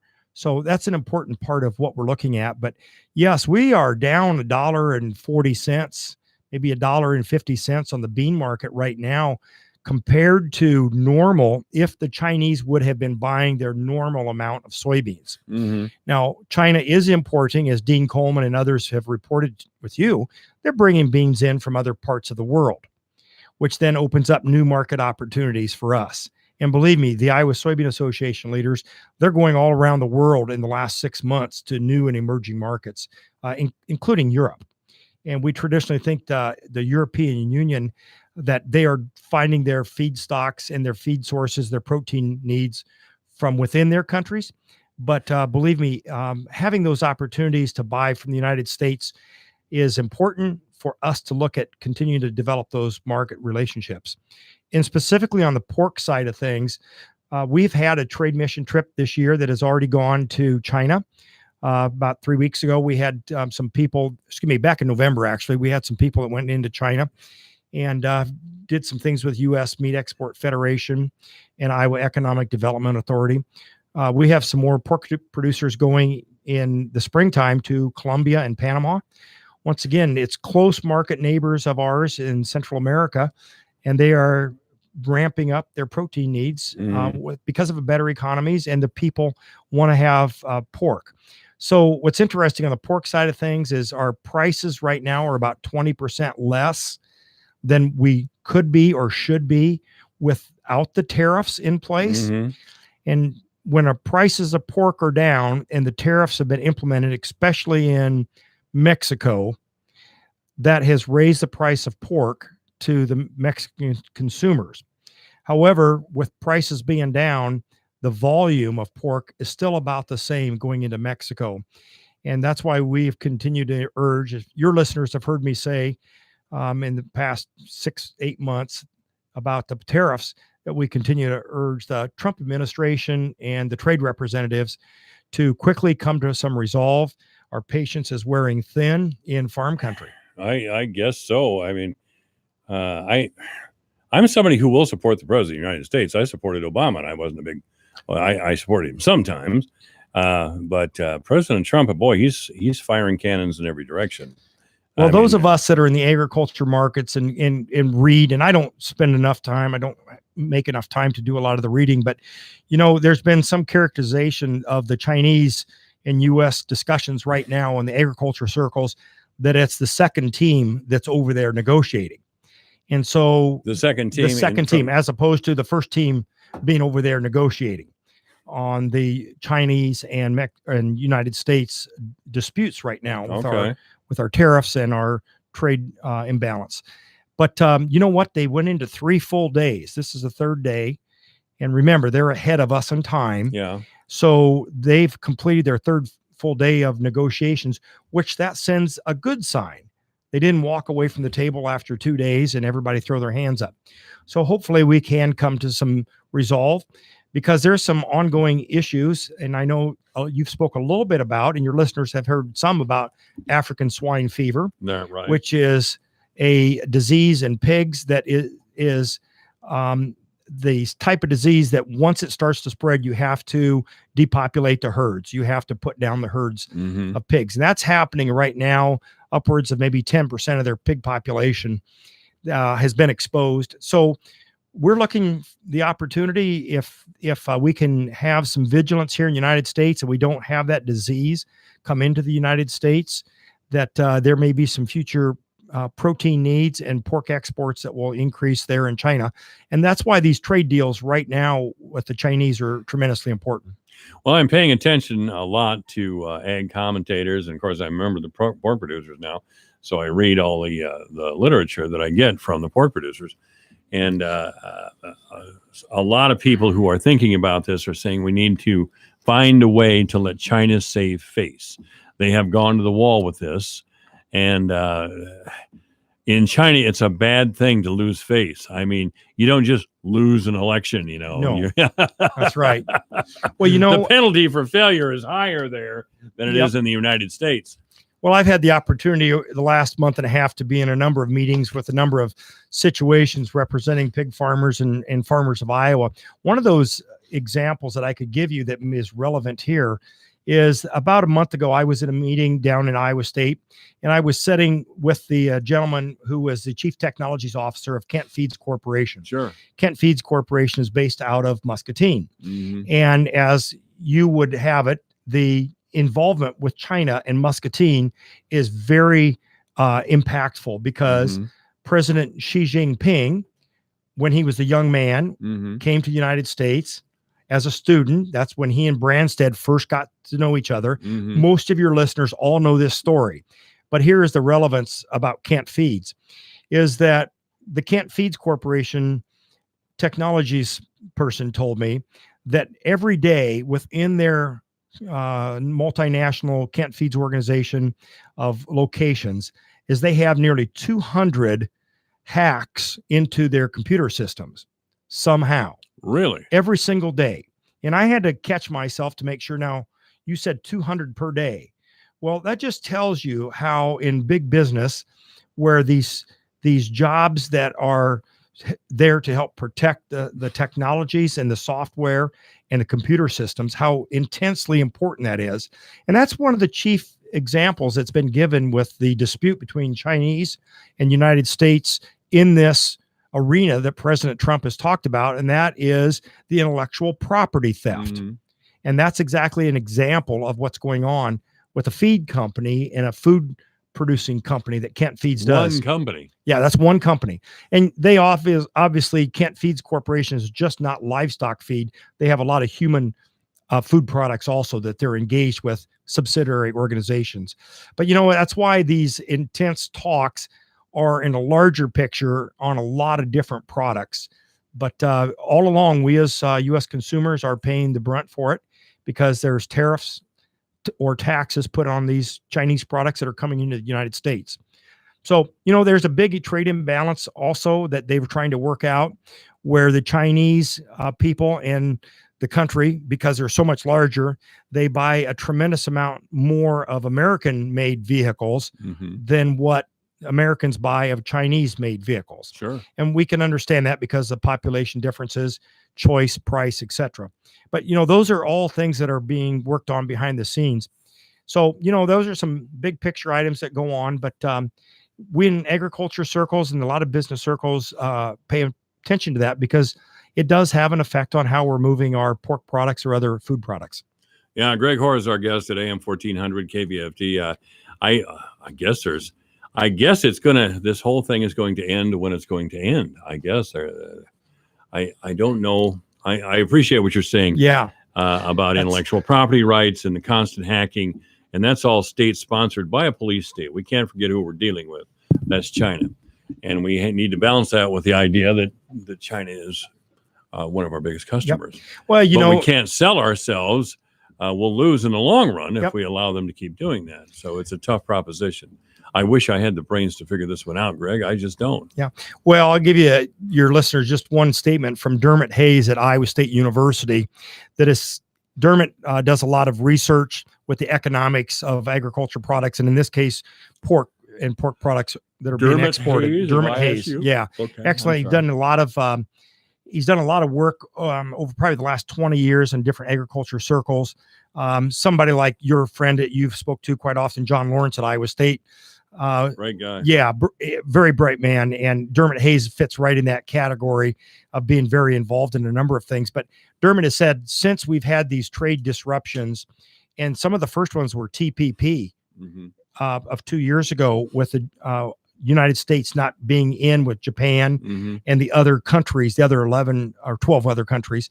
But since that time, and we've had the USMCA agreement, United States, Mexico, and Canada, although it's not signed. Remember, this Congress has to sign it yet. And there've been talk that they have some reservations on certain aspects, dealing with labor and dealing with environmental aspects. And so that's why when you have a new Congress come in, they have a different viewpoint of things. But Dermot Hayes of Iowa State University has stated that since all these tariff disruptions are happening, the pork industry is losing about $20 per pig each month.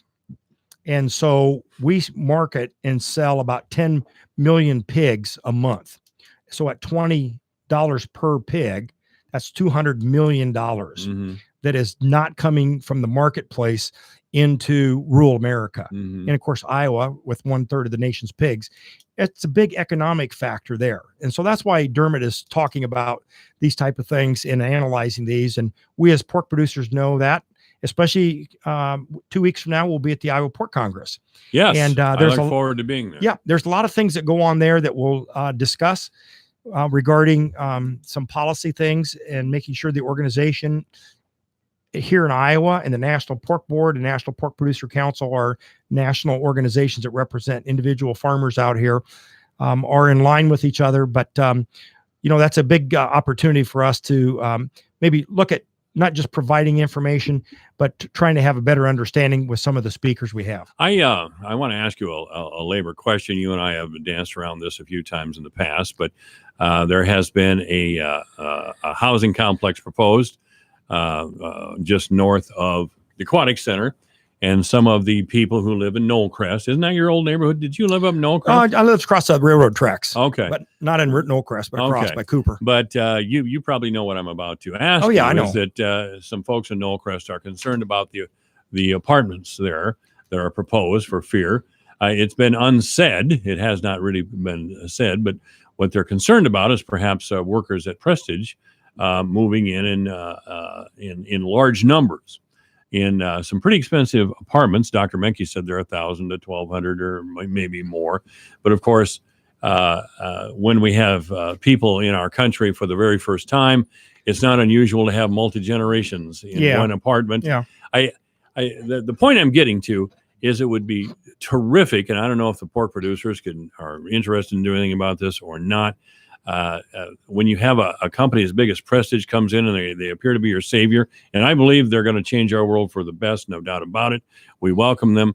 But I know the city officials and sometimes our economic development people are loath to say anything to Prestige or ask them about a statement as to their hiring practices for fear that Prestige will just say, well, listen, we're just going to pass on you guys there in Fort Dodge. We're going to go to Clarion or Webster City or Eagle Grove. Well, there's a certain group in Iowa that took this route up in Mason City. Yeah. And the Mason We City, don't want to do that. The Mason City Council. Foolish. Yeah. They rescinded on a couple of their votes. And that's why now, and I would tell you and your listeners, and I know we're at the bottom of the hour here, but 2 days ago, I had a reporter here from Denmark. Covering really?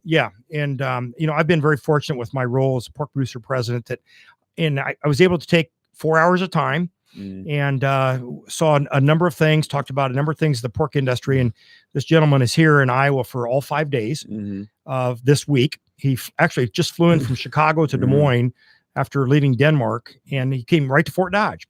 And I took him up to the Prestige plant. Okay. And if your listeners haven't been up there were probably 350 vehicles in the parking lot, which means there's probably 350 to 400 workers there now. Yeah. And the footprint of the outside facility is probably 90% done on the outside. I don't know what percentage on the inside, but as your stations have been reporting, Dr. Ron Prestige, one of the 3 sons of Bill and Marcia Prestige of Prestige Foods, has said that the first week of March is when they're having a public open house. That would be great. And there's already some people in this community that have been through that plant for various reasons. And I would tell you that labor and housing is a key issue that is continuing to be working on. But you ask me about my viewpoints, and anytime you bring something new along, we know we're going to have questions, and that's okay because new is not what we're familiar with. We as people like to be comfortable with what's familiar. Yeah. But I will tell you, there's been a number of meetings already in this community, and I was involved in one of them, where the number one issues is labor and housing. And after labor, housing comes along the school amenities, the transportation amenities, and childcare. So when it comes to housing, this is all private development and private investment. And the city and the county are supposed to be there to help provide the necessary tools and services that private industry can go ahead and build something. But private industry is the one that's taking the risk. Yeah. So, we'll have to see a lot of different forms of housing. But as the Prestige family said, and the day that I was in the meeting a few weeks ago with the poultry people from North Central Iowa and others that are extremely worried about the lack of workers right now. So anyway, that's a big picture issue that we'll have to continue to contend with here in Fort Dodge. I think it would mean a lot if Prestige came out with a statement that they pledge to that all their workers will be in the country legally. I think I think Ron Prestige is already on the line with that. Ron and Scott have been very upfront with regards to they should say that regularly, and so I can have it on the radio and the Fort Dodge Messenger can have it. Because I know you've heard it before. You just forgotten it at your age. I just haven't seen or heard them do it. I would love to all have business people want to hire legal workers, right? Not all. Well, I think most do. I think most. You're right. Most. But you said most. There's some that don't, and that's the. I wouldn't know those people. Oh, yes, you do. All right, Greg Orr is our guest. Michael Devine at AM 1400 KVFD. Listen to this. Making radio great again. Can I ask you something, but without you taking it the wrong way? Sure. Are you stupid? Michael Devine, the mayor of Manville. It's a fancy title for a part-time job. Michael Devine at AM 1400 KVFD. All right, this is AM 1400 KVFD, the voice of Fort Dodge. This portion of the program brought to you by the Webster County Pork Producers. Our guest is the president of the Iowa Pork Producers, Greg Hora, and we're going to do the news and weather, obituaries, and we'll be back with Greg in just a few minutes. Flu season is here. Have you had your shot? Make sure you You hesitate to eat or drink something after the date printed on the item has passed? Chances are the item is safe to consume. I'm Julie Harker with Healthy Living on Brownfield. Milk is something that many people will throw out even if the carton is only a day past the expiration date, according to the 2018 food survey by the International Food Information Council Foundation. But milk is typically drinkable for 1 week after the sell-by date printed on the jug. There are some steps that will help keep milk fresh. Milk should be refrigerated soon after you buy it and is best when stored at about 40 degrees Fahrenheit. The cold temperature helps slow bacterial growth. Closing the jug and carton after pouring it will also help. Eggs are another food that are safe for some time after the date on the carton has passed. The American Egg Board says the date on the egg carton simply tells grocery stores how long they can sell the eggs, not when they go bad. Eggs can be eaten for about 3 weeks after the date if they've been kept in a refrigerator. They typically also have a Julian date, which shows when the eggs were packed. Eggs I don't can know be exactly eaten up what to that 5 weeks past that It's because you're a Julian dumb- date. Many sources say also use your best judgment. If milk smells sour or appears to be an odd color, it's The best reason to that- throw it out. And if eggs are not refrigerated constantly or are cracked, Michael they should Devine also at be 8. tossed. I'm Julie Harker with Healthy Living on Brownfield. We all want our kids to grow up safe and healthy, so we show them how, and we tell them with honest conversations that let them know what we expect. That's especially important when it comes to alcohol and other drugs. Kids need to know the dangers and how to avoid them. And when it comes to pain medications, opioids, they need to know that they should never be taken without a prescription and never shared with friends or family. It's dangerous and illegal. So talk with your kids, because when you talk, they hear you. Hi, it's Tori DeVito. In every family, small conversations can make a big impact, like when my dad shared his experiences as an alcoholic. Your honesty about that part of your life gave me a sense of integrity that I wanted to uphold in my own life. I wanted you to know, from someone who's been in recovery more than 30 years now, that hard work is what creates success, not alcohol or other drugs. I said it a lot, and I'm glad you took it to heart. Talk, they hear you. For more information, visit underagedrinking.samhsa.gov. Your news, your town, your station. KVFD News when it breaks. Good afternoon. I'm Alex Benzagal with the KVFD Afternoon News. Republican Congressman Steve King will face a primary challenge if he seeks a 10th term in the U.S. House next year. Radio Iowa's O.K. Henderson reports. Republican State Senator Randy Feenstra of Hall announced this morning he will run for Congress in the 4th Congressional District. Feenstra, who called King caustic in a written statement, was first elected to the state Senate a decade ago. Feenstra says the 4th Congressional District doesn't have a voice in Washington right now because of King's sideshows and distractions. The district has a significant Republican voter registration edge, but Democrat J.D. Scholten came within about 11,000 votes of defeating King in November.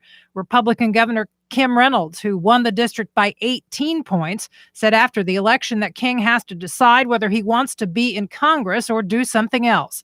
Last week, King announced he'd hold town hall meetings in each of the district's 39 counties. King had suspended the practice after complaining paid protesters were disrupting his events. King has drawn rebukes from fellow Republicans over the years. A key House Republican publicly condemned King's behavior in late October, saying it's important to stand up against white supremacy and hate. Feenstra has been the Sioux County treasurer and the city administrator in Hall. He's currently teaching at Dordt College in Sioux Center. Radio Iowa, I'm okay, Henderson. An Iowa man faces felony charges after officials say he drunkenly fired a rifle from the front deck of a camper, hoping to bag a deer, but instead shot a woman in her home. The local sheriff's office says a 73-year-old woman was cleaning her stove when she heard a loud noise and felt pain in the back of her head. When she saw she was heavily bleeding, she drove herself to a hospital. Doctors later removed a bullet from the back of her head. Deputies believe 34-year-old Lee Joseph Riles was the shooter. He's charged with being a felon in possession of a firearm and reckless use of a firearm. Court records don't list an attorney who could comment on Riles' behalf. It was announced on Monday that Ryan Flaherty will become the next principal at Duncombe Elementary School in Fort Dodge. The current principal at the school, Pat Redding, is retiring after this school year. Flaherty is a native of Davenport and has been the principal at Fort Dodge Middle School. Flaherty will start his position as principal of Duncombe Elementary in the 2019 school year. In local sports, Fort Dodge boys basketball defeated Des Moines Roosevelt 63-50 last night behind a career-high 24 points from junior Tyson Kershaw. To Jordan Jackson, bounce pass left corner, Kershaw shot fakes, nice into the lane, floater, and it scores. Everything Tyson Kershaw touches turns into gold. 43-38 Fort Dodge. Senior Jordan Jackson added 19 points and Jace Peterson had 11. Fort Dodge is now on 2 straight games. The Dodgers girls fell 61-35 to Roosevelt. Freshman Jalen Adams led the Dodgers with 9 points. This has been Alex Benzagal with the KVFD Afternoon News. Have a great day. This is AM 1400, KVFD, the voice of Fort Dodge. 339 is 20 degrees. And the weather today, sunny today with a high of 22. The wind chill factor temperature right now is about 10 degrees. Overnight, partly cloudy with a low of 13. Our wind chill factor temperature will be about 0. Tomorrow, sunny with a high of 31. Wind chill factor temperature of 5 above. On Friday, it'll be cloudy with a high of 35. Saturday, slight chance of snow and freezing rain before 9 a.m. Then a slight chance of freezing rain later on in the morning. It'll be cloudy on Saturday with a high of 32. Sunday, it'll be sunny with a high of 35. Monday, mostly sunny with a high of 39. Tuesday, sunny with a high of 41. Right now, 20 degrees at AM 1400, KVFD, the voice of Fort Dodge. Obituaries this hour brought to us by Loftus Philo Savers Funeral Home and Cremation Services at 307 South 12th Street, Fort Dodge. You may contact Loftus Philo Savers Funeral Home and Cremation Services by calling 515-576-3156 or online at www.loftusphilosaversfuneralhome.com. Bob Sullivan has died at the age of 95. Robert Sullivan has died. Services for Mr. Sullivan will be at 10 o'clock in the morning Saturday at Loftus Philo Savers Funeral Home, then at 10:30 at Corpus Christi Catholic Church. Mary Patricia Turner has died at the age of 58. There will be a celebration of the life of Mary Turner, and that'll be Saturday at 1 o'clock in the afternoon at Loftus Philo Savers Funeral Home. Dale Hansen has died at the age of 68. Services for Mr. Hansen will be from 5 to 7 in the afternoon Saturday at Loftus Philo Savers Funeral Home. Robert Rivers has died at the age of 58. Services for Mr. Rivers are pending. Ashley Urich, U-R-I-C-H. Urich, I beg your pardon. Age 34 when she passed. There will be a celebration of her life on Sunday at the VFW post here in town at 3 o'clock. Obituaries this hour brought to us by Loftus Philo Savers Funeral Home and Cremation Services at 307 South 12th Street, Fort Dodge. You may contact Loftus Philo Savers Funeral Home and Cremation Services by calling 515-576-3156 or online at www.loftusphilosaversfuneralhome.com. Greg Horr, the pork producers, is in the studio. We'll be talking with Greg in a few minutes. 341 is 20 degrees at AM 1400 KVFD. With a look at the closing market report, here's Dwayne Murley. Here's a look at how the markets closed today. March corn up 2 cents at $3.82. May up 2 at $3.90. July up 1 3/4 at $3.97.5, and September up 1 1/2 at $4 even. January soybeans up 5 1/4 at $9.11.5. March up 5 1/2 at $9.24. May up 5 1/2 at $9.37 1/4. July up 5 1/2 at $9.49. March wheat closed up 2 1/4 cents at $5.20 1/4. Soybean meal up $1.40 a ton at $3.19. February live cattle down 50 cents at $124.80. April down 35 at $125.80. January feeder cattle down 80 cents at $146.82. March down 55 at $144.90. February lean hogs up $117 at $63.77. April up $152 at $67.55. From the farm desk, I'm Dwayne Murley. Hey guys, Ken here from the hit podcast Today's Growth. Who would win a 3-mile bicycle race, an 11-year-old girl or last year's winner of the Tour de France? It all depends on the bicycle. It depends on their vehicle. Both on a 10-speed and the pro racer is going to win every time. But put the racer on a tricycle and the 11-year-old wins every time. You see, it's not the driver, it's the vehicle. When it comes to generating revenue, it's exactly the same. If you have a job or a small business, you are riding a tricycle. You can only go so fast. If you need to make up lost ground, it's not going to happen on a tricycle. No matter how fast you pedal, it's simply not going to win the race. Why do many people with no schooling and no advanced degree often become very wealthy? Simple. They choose to only ride 10 speeds. When it comes to helping people create their next revenue model, both Forbes and Inc. recommend Income Store as a can't miss when it comes to putting people on a 10-speed. Could your household or business use an additional revenue model that doesn't solely depend on you? If so, you need to check out IncomeStore.com. That's IncomeStore.com. What if I told you there was a way to step into another gear for your brain and be much sharper, more focused, and improve your memory to a level that you could only dream about and notice these results in 30 minutes? Hard to believe? Neuroscientists are calling this new brain discovery the biggest advancement in brain science to date. It's called Limitless, the brain pill of the future. Take it, and within 30 minutes, you'll transport your mind to a new level of focus and clarity you would have never thought possible. I took Limitless and it started working in minutes. All of a sudden, it felt like a dark cloud had been lifted up right before my eyes. I have a mental clarity I've never felt before. Biz execs, athletes, teachers, and students are calling Limitless a secret weapon for the brain. You have nothing to lose, so call now and find out how to get a free bottle today. To find out how to get your free bottle of Limitless, call 800-681-9041. That's 800-681-9041. Free bottle for a limited time. Call now, 800-681-9041, 800-681-9041. Take the worry out of winter with a winter weather advisor on KVFD, brought to you by Community Health Center Fort Dodge, offering dental, behavioral health, and general medical assistance for men, women, and children. They're committed to your well-being. Community Health Center. Get to know them. And Creative Cakes, making life sweet with espresso, lunch, gourmet cupcakes, and other sweet treats. Creative Cakes in the Crossroads Mall, Fort Dodge. They make life sweet. Listen for the winter weather advisor on the Voice of Fort Dodge, AM 1400 KVFD. Michael Devine at AM 1400. In the name of justice and the American way of life. With 60 rounds of freedom. I don't understand what is preventing you from laughing this off and giving me a big hug. If you don't listen to him, you suck. He's sneaky, but he's right. Michael Devine at AM 1400 KVFD. AM 1400 KVFD, the voice of Fort Dodge. I'm Michael Devine. This portion of the program brought to you by the Webster County Pork Producers. We're glad to have... I didn't realize how much I would miss Greg Hora. He's been gone for quite a while now doing his field work in the fall. And, of course, it happens every year here in Iowa. I didn't see many of my farm guys there for about 3 months. And Greg and I started out talking at the top of the hour about the tough weather conditions, and they were tough. We had an unusual year altogether. The spring was bad. The fall was bad. I mean, we really had an unusual year. David Osterberg of the Iowa Policy Project will be in tomorrow. I suppose he'll tell me it's climate change, but I don't know.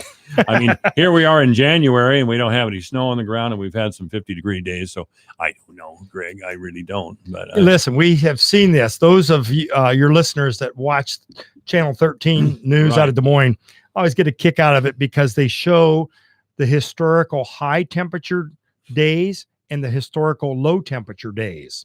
Mm-hmm. And back in this past week, we had nice weather here in north central Iowa. All across Iowa has been nice. But this past week, I noticed for about 4 or 5 days in a row on WHO TV that in 1880, they had an extremely warm winter. Okay, in 1880s. This now, whatever recordings were happening then, I don't know, but this is a historical context. So there's probably a lot of talk in the 1880s about all the cold weather. Mm-hmm. Now, then they had a period of warm weather 4 years later, and I'm sure that's when global warming started, right? Hit those 4 years, it went from the record lows to the record highs. Mm-hmm. So we always talk about the weather because that's what we're all engaged with, of course, and we're affected by. But yeah, we have cycles, and this abnormally warm weather right now is due to a very strong El Nino. And on your sister station, KWMT, Dwayne Murley has every day weather report at the 12:30 hour, and then once a week he has another extended weather forecast. And some of those are always talking about the El Nino. And that's why all across the Midwest now, we've had some abnormally warm weather for this time of the year, which I don't think any of us should be complaining, right? Okay.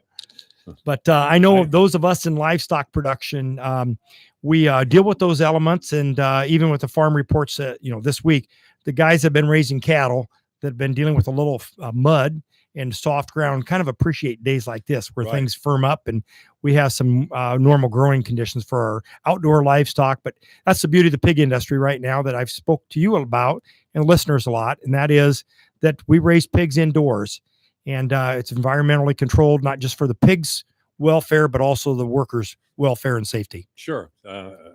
Greg Hoare is our guy. I don't want to forget that we need to talk about this pork congress now. Yeah. And that's coming up later in the month. I look forward to going down there because there's some well-known speakers, at least in the pork world, there is. And the reason I'm so glad to have Greg on is because, Greg brings the program himself. I hardly have to do anything over here. But the second thing is that pork production is going to be a bigger part of our lives than ever before in just a few minutes. We talked about Prestige Farms a little bit in the last segment. And pork production, once again, as it has been in our past, is going to be a huge part of our lives. Let's go to the phones here in just for a minute. AM 1400 KVFT, the voice Fort Dodge. Good afternoon. You're on the air. I guess I got a couple different points. The first one is Story County. They're raising cane about building like a 10,000, 15 producing unit down there, and everybody's all acting like Johnson County. Acting like Johnson County. Hey, listen, that's a lot of money. That's a lot of money invested in Story County. They ought to be clicking up their heels. Well, my second point is, the Matrix is not perfect. I think anybody would know that. But nobody's ever going to be satisfied with a Matrix, period. End of story. I mean, you're not going to... I'm going to throw out a few things just because he's in pork and he knows people. But to me, let's face it should be based off population. So you should not be able to build a unit within so many miles south, west of town, or west of town. It should be north, east of town, and let the wind sort of carry this. Because how many times this year have you smelled pork being, just being fed? Do you have a question, sir? No, I just yeah. I'm sorry. Well, no, that's all right. I don't want to discourage you. Well, I appreciate the observation. No, I'm just saying, okay, you say you have a town of 1,000. This is how far around the town the matrix should be that is allowable about to build how many units. And if you're up to 30,000 or if you're up to 1 million, just have rules. I mean, that matrix is bad. That's so upsetting. And I'd like to hear your guest what he has to say. I mean, I respect him. All right, hey, you bet. Thank you for your call. All right.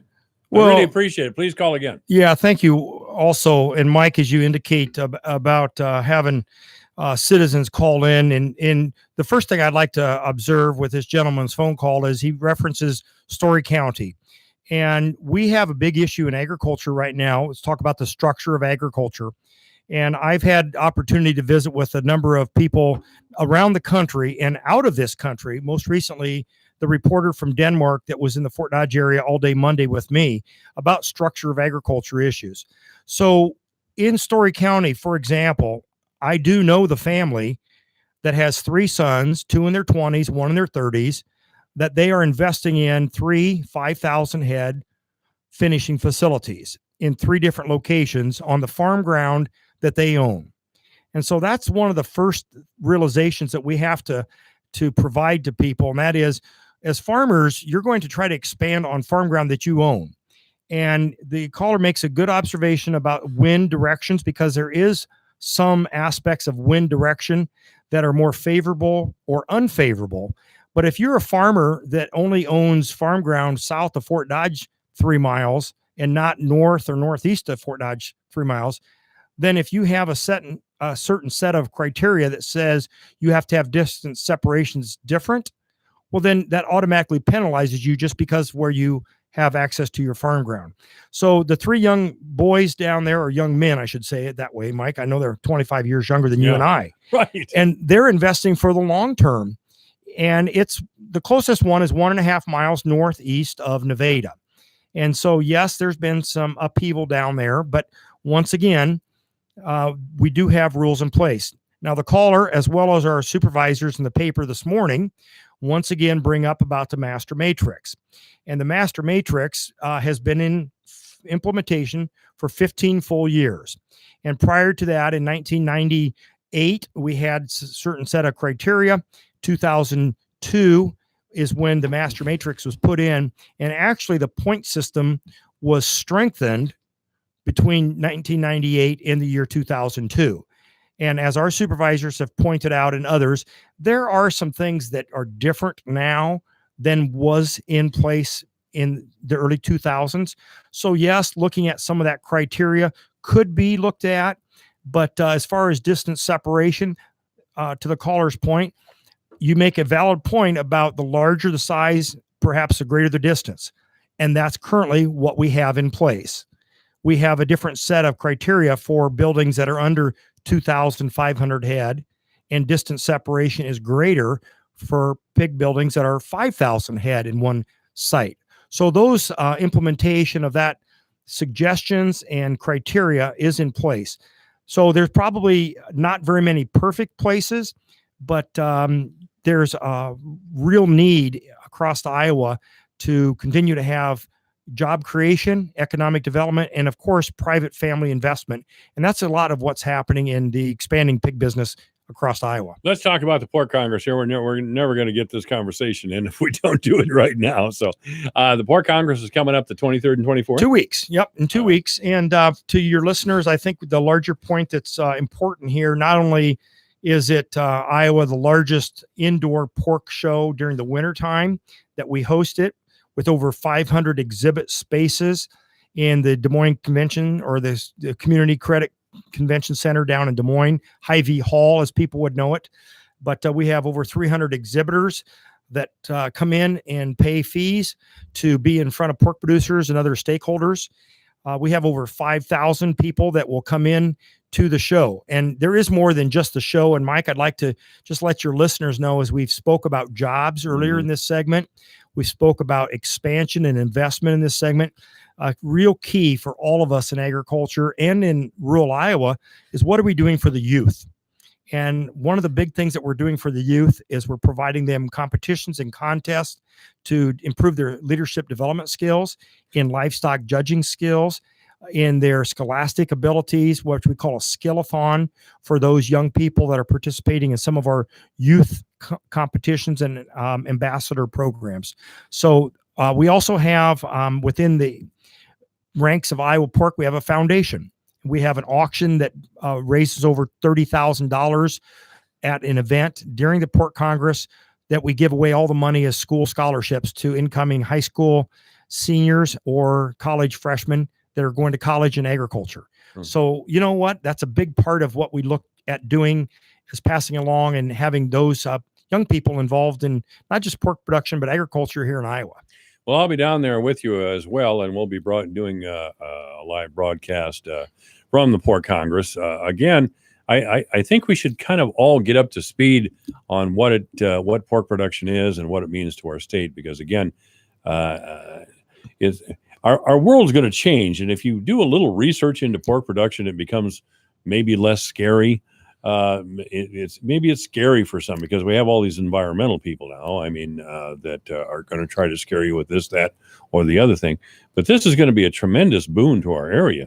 It has been in the past. It will be in the future.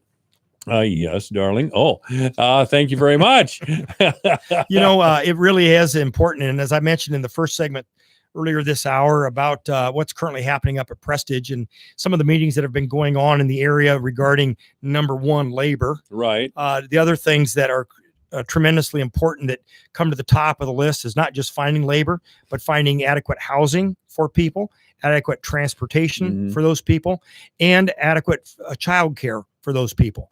So, when I speak about those people, it's new people coming into our area, a new and growing north central Iowa.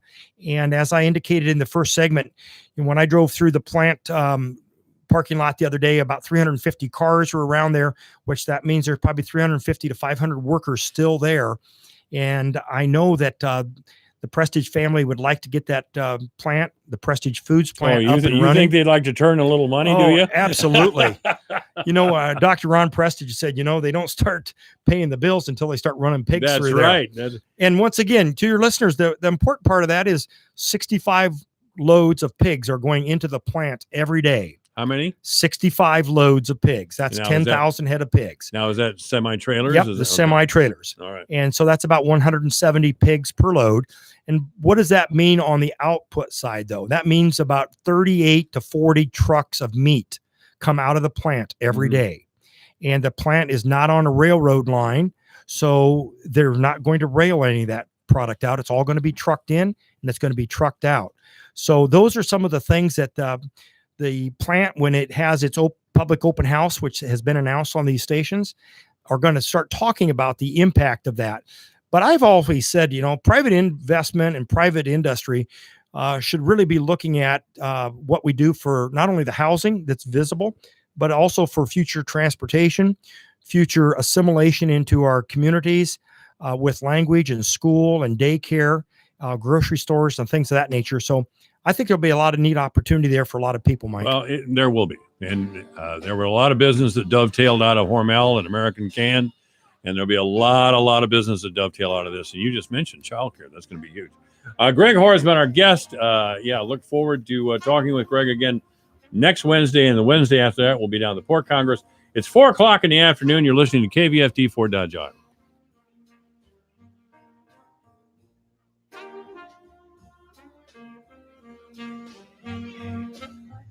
Straight talk on life and money. This is the Dave Ramsey Show on the voice of Fort Dodge, AM 1400, KVFD, Fort Dodge. No deal at the White House. I'm Lisa Brady, Fox News. The latest bipartisan meeting on border security ending quickly, with each side blaming the other for lack of progress, as dozens of federal agencies remain shut down. Fox's John Decker live at the White House. Following his third meeting in a week with congressional leaders, the president tweeting just left a meeting with Chuck and Nancy, a total waste of time. And Senate Minority Leader Chuck Schumer also describing a meeting that was abruptly cut short. Well, unfortunately, the president just got up and walked out.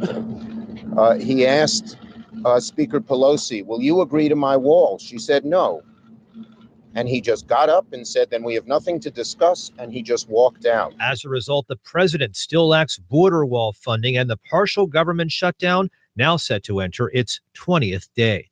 At the White House, John Decker, Fox News. Thanks, John. Well, Republicans at the meeting, including Vice President Mike Pence, say Democrats refuse to negotiate on border security funding, even if the president would agree to let the shutdown end. I can promise the American people, this president, Republicans in the House and the Senate are going to continue to stand firm 4:00 in the afternoon until we get the resources and the reforms necessary to end the humanitarian crisis on our southern border, to end the security crisis on our southern border. Meantime, the House taking up a series of standalone spending bills that could reopen departments one at a time. The White House issuing a veto threat. Deputy Attorney General Rod Rosenstein, often criticized by the president, is leaving the Justice Department soon. White House spokeswoman Sarah Sanders says it's his decision. My guess is that he is making room for the new Attorney General to build a team that he wants around him. Confirmation hearings for Attorney General nominee William Barr are set for next week. This is Fox News. Ever wonder why Europeans seem to speak so many languages? 4:00 Maybe it's because they use Babbel, the #1 selling language learning app in Europe. Babbel's award-winning technology gets you speaking right away, whether you're learning Spanish, French, or German. And best of all, you'll remember what you've learned. I always thought I was bad at languages, but after using Babbel, I can tell you I was just taught the wrong way. Using Babbel's 10 to 15-minute lessons, you can be speaking confidently in your new language within weeks. I was amazed that I could start having real-life conversations right away. It was so fast. Now I'm speaking Spanish. Woohoo! No wonder Babbel is the #1 selling language learning app in Europe. Try it for yourself and see why Babbel is the quick way to get conversational in a new language, like Spanish, French, or more. You can try Babbel for free. Go to Babbel.com or download the app and try it for free. That's Babbel, Babbel.com, or download the app to try it for free. That's Babbel.com. Who is responsible for a comatose woman getting pregnant? That remains under investigation at a healthcare facility in Arizona. The 29-year-old comatose woman's been a patient at Hacienda del Sol in Phoenix for more than a decade and gave birth in December to a baby boy whose father is now being sought via DNA search warrants. Somebody needs to come forward and own their actions. Karina Cessna's daughter is also at the facility. She's concerned. The numbers for security has doubled, and they're putting in new implementations of people actually signing in and signing out, more cameras. A lawyer representing the woman's family says they're outraged and in shock, and that the baby boy was born into a loving family and will be well cared for. Jeff Manasso, Fox News. Billionaire, investor, and Democratic activist Tom Steyer just announcing that he will not run for president in 2020. He says instead he'll keep focusing on calling for the president's impeachment. Steyer has already spent $50 million on that. The comedian who dropped out of hosting the Oscars is not reconsidering. Kevin Hart ended discussion about him hosting the 2019 Academy Awards on Good Morning America. Is there a hope that you would host the Oscars this year? No. So that's an absolute no. Yes, I'm not hosting the Oscars this year. On his Sirius XM show, Straight from the Heart, the comedian again apologized to the LGBTQ community. And on the network that will air the Oscars, Hart said he was over the negative attention surrounding his old homophobic tweets that forced him from hosting the show. I'm done with it. It's a choice that I personally made to say I'm not addressing it anymore. Adding there's no ending to it. If you keep feeding the energy, then it's going to grow. Michelle Polino, Fox News. The abrupt ending to that White House meeting today put a damper on a Wall Street rally, but the Dow still finished higher, up 92 points. I'm Lisa Brady. This is Fox News. Your news, your town, your station. KVFD News when it breaks. Good afternoon. I'm Alex Benzagal with the KVFD Afternoon News. Republican Congressman Steve King will face a primary challenge if he seeks a 10th term in the U.S. House next year. Radio Iowa's O.K. Henderson reports. Republican State Senator Randy Feenstra of Hull announced this morning he will run for Congress in the 4th Congressional District. Feenstra, who called King caustic in a written statement, was first elected to the state Senate a decade ago. Feenstra says the 4th Congressional District doesn't have a voice in Washington right now because of King's sideshows and distractions. The district has a significant Republican voter registration edge, but Democrat J.D. Scholten came within about 11,000 votes of defeating King in November. Republican Governor Kim Reynolds, who won the district by 18 points, said after the election that King has to decide whether he wants to be in Congress or do something else. Last week, King announced he'd hold town hall meetings in each of the district's 39 counties. King had suspended the practice after complaining paid protesters were disrupting his events. King has drawn rebukes from fellow Republicans over the years. A key House Republican publicly condemned King's behavior in late October, saying it's important to stand up against white supremacy and hate. Feenstra has been the Sioux County treasurer and the city administrator in Hull. He's currently teaching at Dordt College in Sioux Center. Radio Iowa, I'm O.K. Henderson. An Iowa man faces felony charges after officials say he drunkenly fired a rifle from the front deck of a camper, hoping to bag a deer, but instead shot a woman in her home. The local sheriff's office says a 73-year-old woman was cleaning her stove when she heard a loud noise and felt pain in the back of her head. When she saw she was heavily bleeding, she drove herself to a hospital. Doctors later removed a bullet from the back of her head. Deputies believe 34-year-old Lee Joseph Riles was the shooter. He's charged with being a felon in possession of a firearm and reckless use of a firearm. Court records don't list an attorney who could comment on Riles' behalf. It was announced on Monday that Ryan Flaherty will become the next principal at Duncombe Elementary School in Fort Dodge. The current principal at the school, Pat Redding, is retiring after this school year. Flaherty is a native of Davenport and has been the principal at Fort Dodge Middle School. Flaherty will start his position as principal of Duncombe Elementary in the 2019 school year. In local sports, Fort Dodge boys basketball defeated Des Moines Roosevelt 63-50 last night behind a career-high 24 points from junior Tyson Kershaw. To Jordan Jackson, bounce pass left corner, Kershaw shot fakes, nice into the lane, floater, and it scores. Everything Tyson Kershaw touches turns into gold. 43-38 Fort Dodge. Senior Jordan Jackson added 19 points and Jace Peterson had 11. Fort Dodge is now won 2 straight games. The Dodgers girls fell 61-35 to Roosevelt. Freshman Jalen Adams led the Dodgers with 9 points. This has been Alex Benzagal with the KVFD Afternoon News. Have a great day.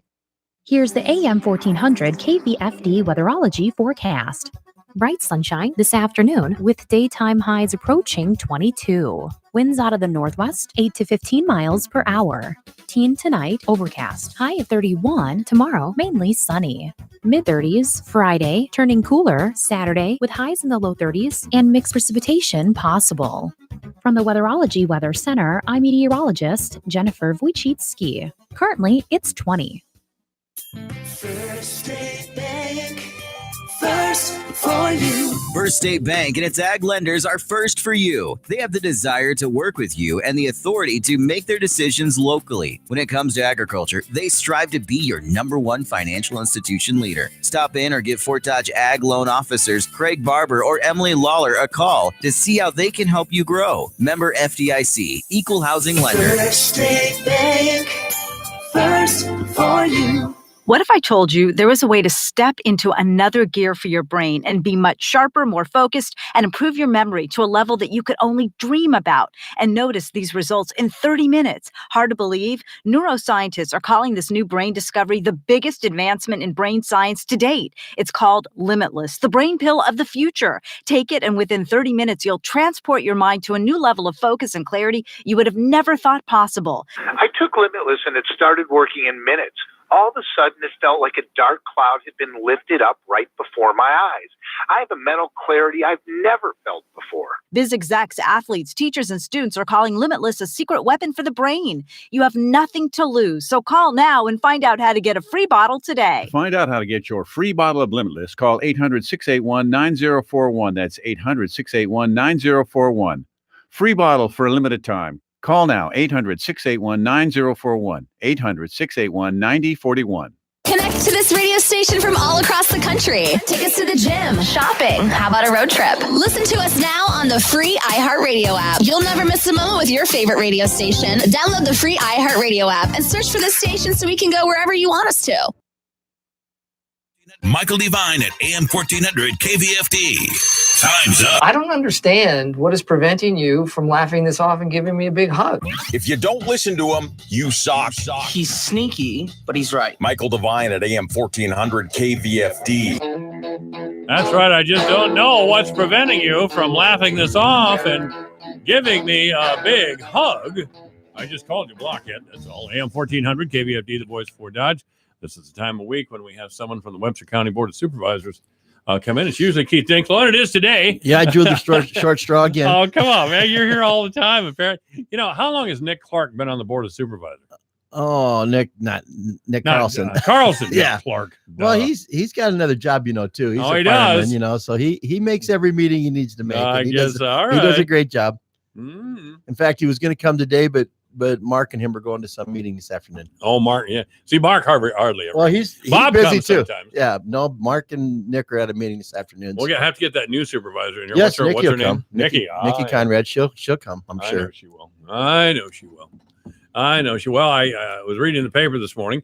I texted you. I texted. You actually read the paper? I texted you yesterday, and I said, "What's going on at the Board of Supervisors?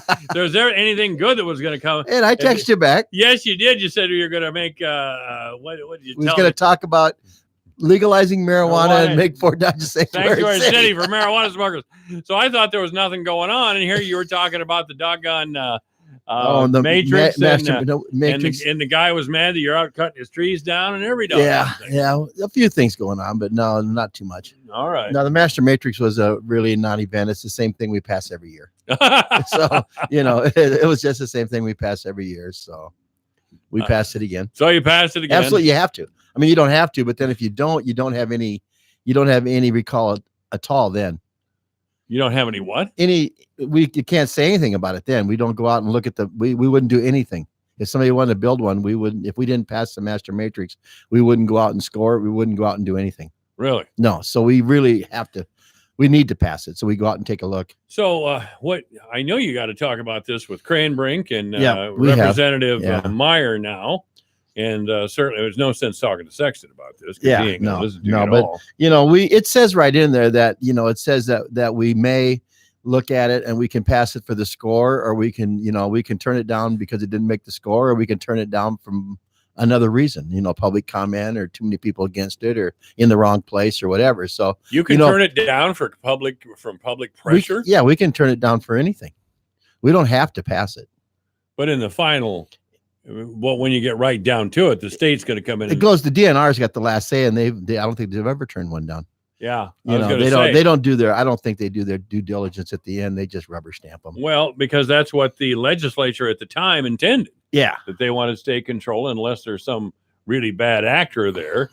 I don't think the DNR has the people to do it. To take charge and to look into it.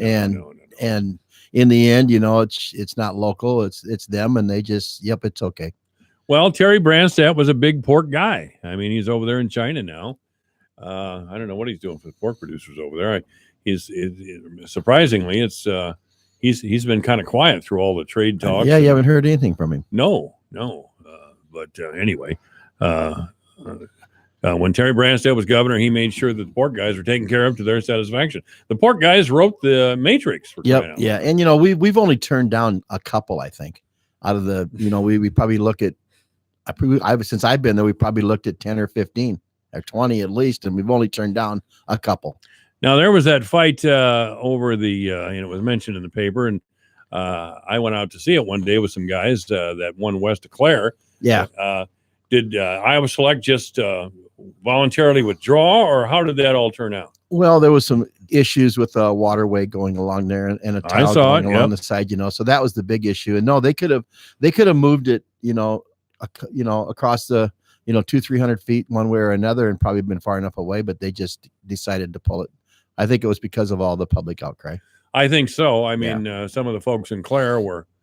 There was a lot of public outcry on that one. Yeah. So where did Iowa Select go then? They just didn't build it. They just didn't build it. And it was, it was the farmer it was a owner out of South Dakota not South Dakota, the Dakota Dunes over in South Dakota that was building it, or Nebraska, that owned the farm. He was he was farm. Building it. Yeah. So it was building it for. And then he was contracted to Iowa Select. Yeah. So it was the owner of the farmer farm from Dakota Dunes. An owner. Really? An owner from Dakota Dunes. But he wasn't farming the land. No, there was a guy from Carroll farming the farm. Right. A guy from Carroll? Yeah. Coming all the way up here to farm? Oh, yeah. There's people farm around here from Des Moines, from Carroll, from Ankeny. They're going to move machinery all the way up here. Absolutely. There's farmers haul their machinery in a couple states now. Well, I thought that was like custom combining. Nope. There's guys. I used to know a couple of guys that do that. Oh, yeah. But they didn't have any farmland. They just had trucks, big flatbed trucks and combines. They go all over the country, custom combine down in Oklahoma. There's a big landowner from Ankeny that sold a bunch of ground to Jordan Creek and some other places around Ankeny, and he owns a bunch of ground up by Vincent, and he comes up here and farms it. He comes up and farms absolutely. It. Yep, great, moves his good equipment. Farmer. Yeah, good farmer. Yep, moves it back and forth. Or does he have a shed somewhere where he keeps his stuff? Or? Well, I think he moves it all. He drives it up here and plants it and harvests it, and drives down there and plants and harvests. Hmm. It's a new world. Yeah, it's a whole different program now. Yeah, I'm glad I'm out. I'm glad you only been out a couple years. Yeah, though. I'm glad I'm out. Yeah, that's great. Well, you had your fun. I mean, you were in farming. Yep. You were farming kind of in the bad years. 43 years. Yeah, the 80s weren't very good to you or a lot of other people. The 80s were tough on guys. Yes, but not much going on in the supervisor's office. Today we went over all of our boards. We sit on, I don't know, each one of us have 5, 6, 7 boards, different boards we sit on. So we went through all those. And since Merrill left, we had to, who was going to take his boards over. Right. We switched around Nikki, a few. I suppose, isn't she? Well, we switched around a few, some stuff that somebody else has more knowledge of than Nikki does. We switched some stuff around. Yeah. Yeah. So I guess the paper might've put it out this morning, but I didn't see which boards who had what. Yeah, it's I think I'm on 8 boards, different boards. I was going to say, why is it necessary that you guys be on all these boards? Well, we give funding to some of them, and we just we're elected officials, I guess, and they expect us to be on them. Really? Yeah.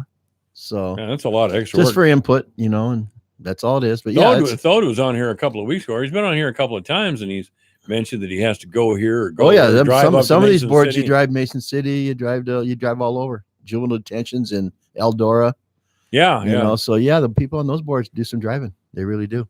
Man, well, okay. All right, Keith Dinklaw is our guest. He's with the Webster County Board of Supervisor. What was that?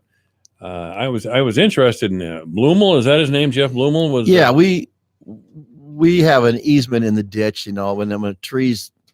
It's just like the city cutting down all their trees. You drive around and the city's cutting down all the ash trees, right? And they're in the parking, but people planted those trees, and then the city's going around cutting all those down. But we're just, if they're hanging out over the road, sooner or later they're shading out the road and the ice doesn't melt. And if a farmer drives by with his combine and the trees are hanging down there, you got to try to go around it with that. So we just try to trim them back.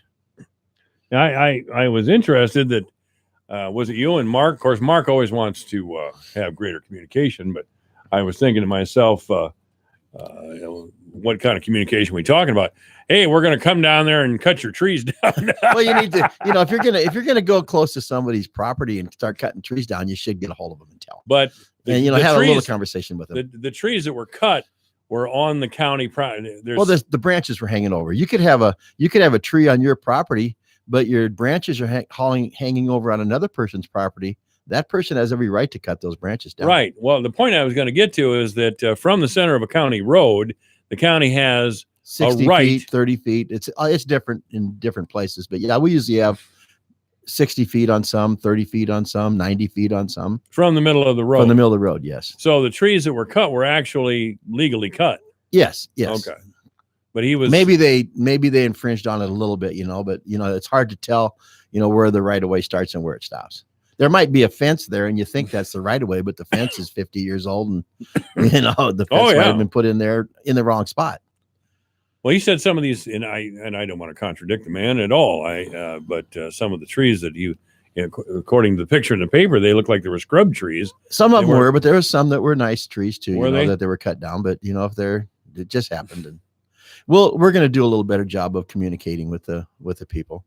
Well, say you communicated with this guy, Mr. Blumel. Is that his name? Yes. And we're going to cut down these trees. And he says, no, I don't want you to. Well, we could have. Then what? Well, we would have done probably a little better job of making sure that we didn't go on his property. Maybe we did. We go on his property? I don't know if we did or not. We probably didn't, but if we'd make damn sure we didn't. If we sure, yeah, it'd be a little more. I'm just trying. We could have. We could have went on his property. I don't think we did, but we could have. I'm not trying to say anybody did anything wrong. No, I'm just trying to learn here. Yep. And we are gonna do a little more due diligence when we go out to cut trees down. Yeah. Okay. And they do need to be trimmed back in the ditch. It's just a necessity you got to do. Yeah. For the reasons you mentioned, they shade out the sun on these hills, and ice doesn't melt. Yeah. So you don't want that. It's a big thing. Yeah, it is a big thing. And for driving stuff down the road, you got a bunch of branches hanging over. They need to be trimmed back. In the county, can the county require a landowner to do it, or is it the county? No, that's our job. Okay. It's in our right of way, so we have to do it. Well, that makes sense. And you don't do that stuff for free either. It costs money to go out there and trim all those stuff. That's right. Yeah. It isn't just a fun job doing it, and it takes revenue to do that. There was, I found it interesting that their guys weren't in there with a chainsaw. They had some kind of machine they run from the road. I'd like to. We both have. That. We just bought a brush cutter that goes on the side of our tractor that has an arm on it that it'll stretch out like 20 feet and trim the trees right from the cab. It's just like a big rotary cutter. That's kind of grinds them up. Yeah, that'd be cool. We just got that. We just got that to do that job, to cut the brush out of the ditches and to trim them back. Does it take a couple of guys in to do that, or? Well, it takes a crew, because once you cut that stuff down, if there's a mess there, you got to clean the mess up, pick up the branches, pick up the logs. So yeah, it doesn't just one guy do it. It takes a whole crew to do it. Okay. I didn't know. The world's getting. And it's not a easy job either. crawling down in a ravine and cutting a tree down and then trying to pull it out of there and pick up branches. And yeah, some of that work is not. No, there's a lot of hard work. There's a lot of easy work too, but there's a lot of hard work too. So, well, that's interesting. I would have loved to have seen that done. Maybe not at Mr. Bloomell's property. He didn't seem like, he was a happy guy, but. And I haven't seen what the new thing will do yet. I don't know if we even got it delivered yet. We just bought it 2-3 weeks ago. Really? So it might not even be delivered yet. Okay. But that's just going to go on the side of one of our tractors. Sure. Has the county started budget work yet or not? We start the 20th, the third week. 20th. They have to have their budgets into Doreen by Friday. These are the department heads. Yeah, all the department heads have to have their budgets into Doreen by Friday. Then she'll put them all together in a book, and we'll start. Doreen Kleiner, the auditor. Yes. Then we'll start going over them and start bringing everybody in the week of the 20th. Do you bring them in one at a time? Yes, one at a time. We bring each department head in. And there's probably 20 budgets we look at. And they already know kind of how much money they have to spend, right? Yeah. We got our so they're going to spend it, of course. Oh, well, you got your insurance rates. We don't know what the raises are going to be yet because the conference board, I think, is meeting tonight. So we don't know. Conference board's meeting tonight over at the courthouse. I don't know where they meet. Yeah. They meet and they suggest what the raises should be for the elected officials. And then if they said the supervisor should get a 5% raise and everybody else get a 7% raise, and if we says no, we only want a 3% raise, then everybody else has to take the cut that we take. So if we take our cut, then everybody else has to take the same amount. Okay. So I don't know what the conference board will come back with.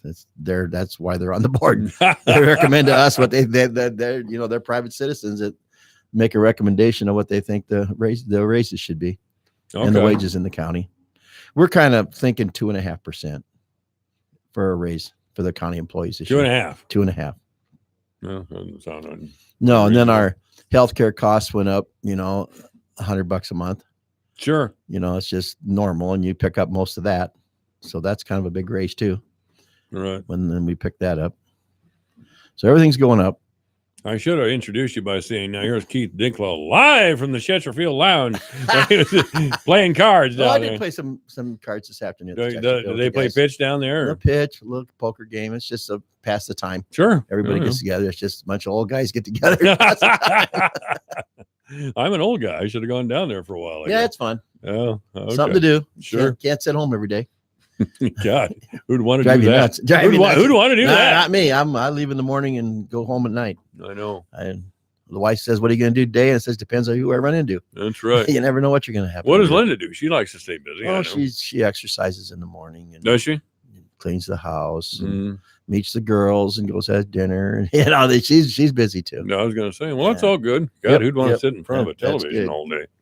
Who'd want to do that? I wouldn't anyway. Anyway, anything we're missing here, Keith? Nobody calling in. That's nobody bad. calling in. No, we got all kinds of stuff going on. Nobody calls in. Well, what do we have going on? We have the Matrix that we can't do anything about. The Matrix can't do anything about, but we passed the same thing. So well, that's done. The Matrix done. We did our boards today. Start the budgets next week. So I'm going to go to Phoenix Saturday for a week. Good for you, man. We're going to go to Supercross races. Justin Brayton's going to be racing in Phoenix. That's right. Saturday night. So we're going to go watch him race, and then we're going to go to the Barrett Jackson auction for the cars for a couple days.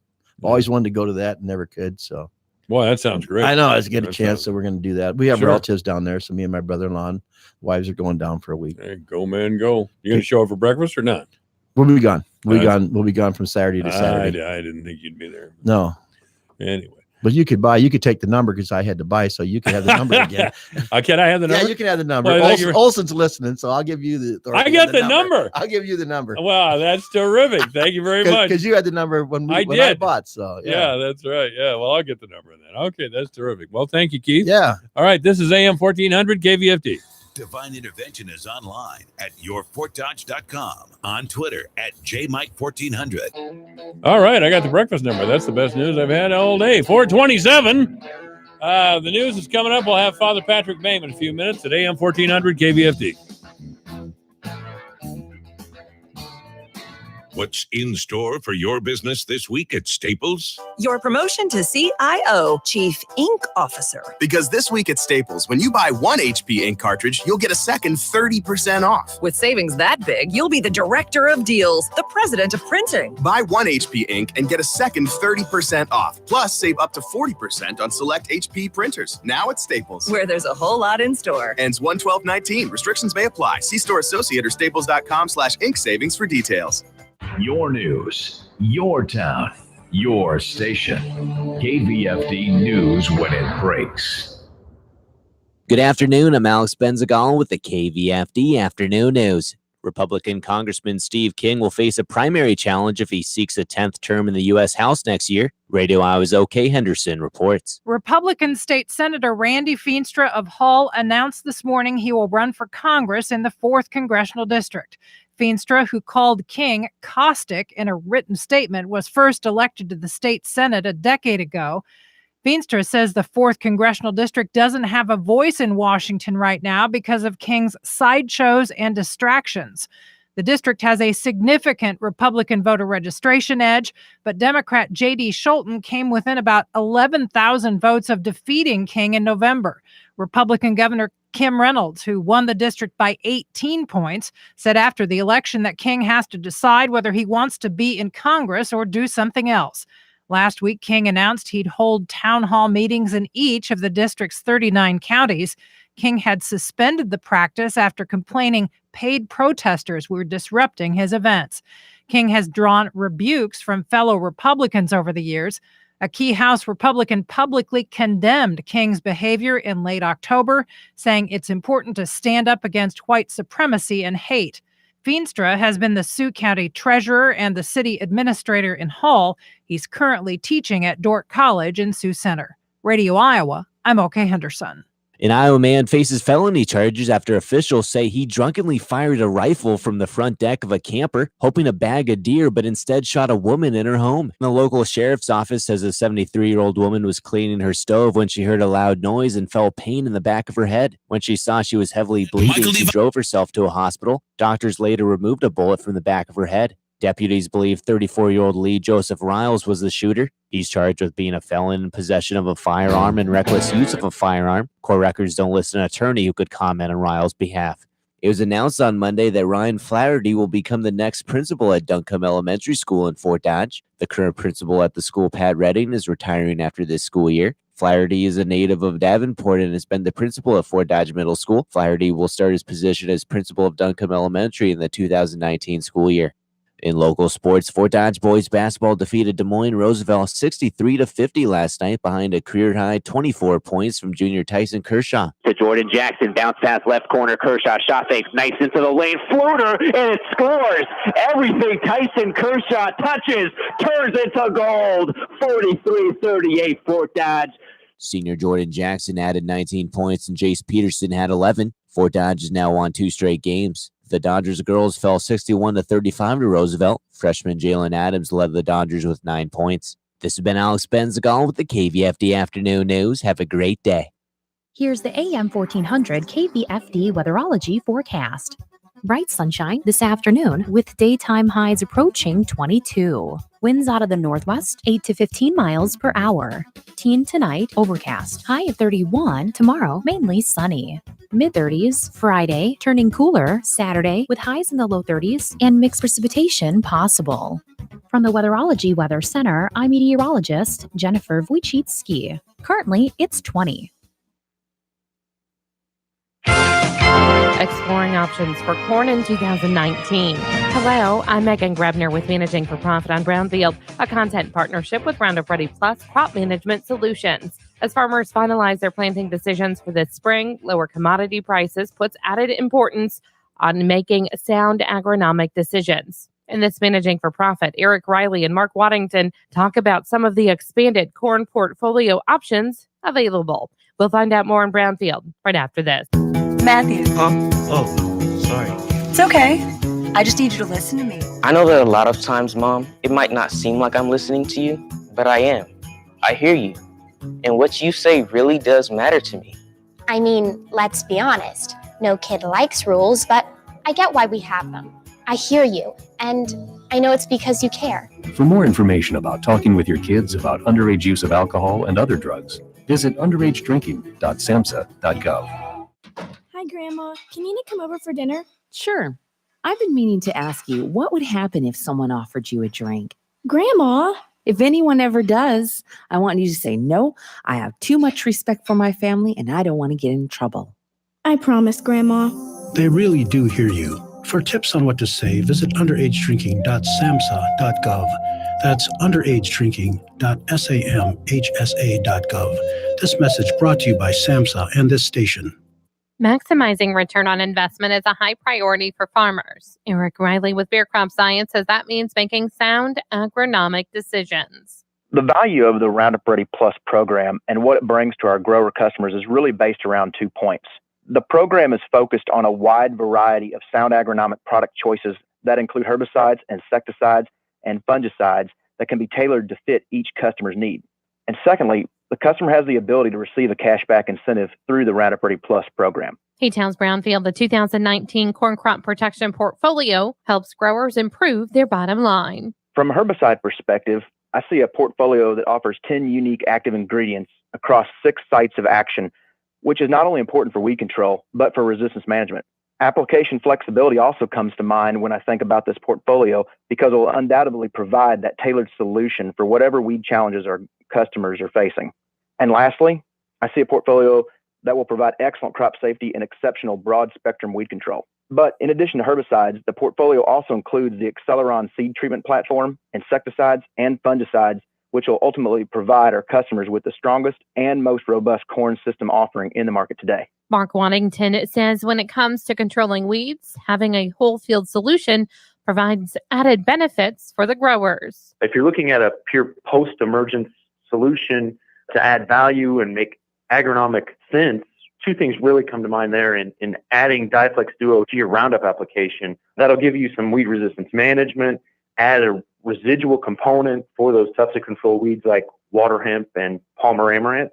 Another example that we see really outstanding weed control will be pairing something like Corvus with a harness brand, adding another effective site of action, pre-emergence, laying down that residual pre-emergence herbicide to give you season-long grass and broadleaf control with 4 sites of action. He says quality crop performance starts with agronomics and ends with Bayer's commitment to the customer. Bayer is also a leader in herbicide discovery and research and development. And with our customer support, that really helps us fight herbicide resistance and provide those sustainable field solutions as you look into the future. I'm Megan Grebner with Managing for Profit on Brownfield, a content partnership with Roundup Ready Plus Crop Management Solutions.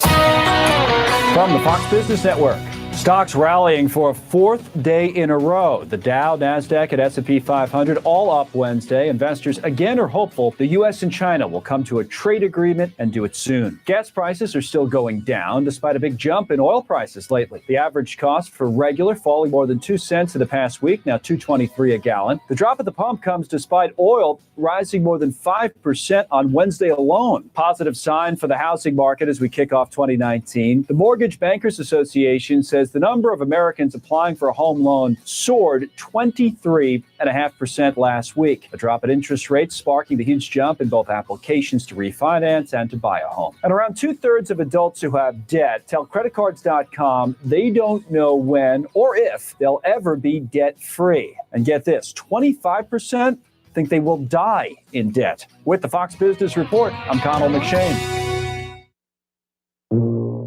If you love them enough to listen to them practice the same song on tuba, please be done.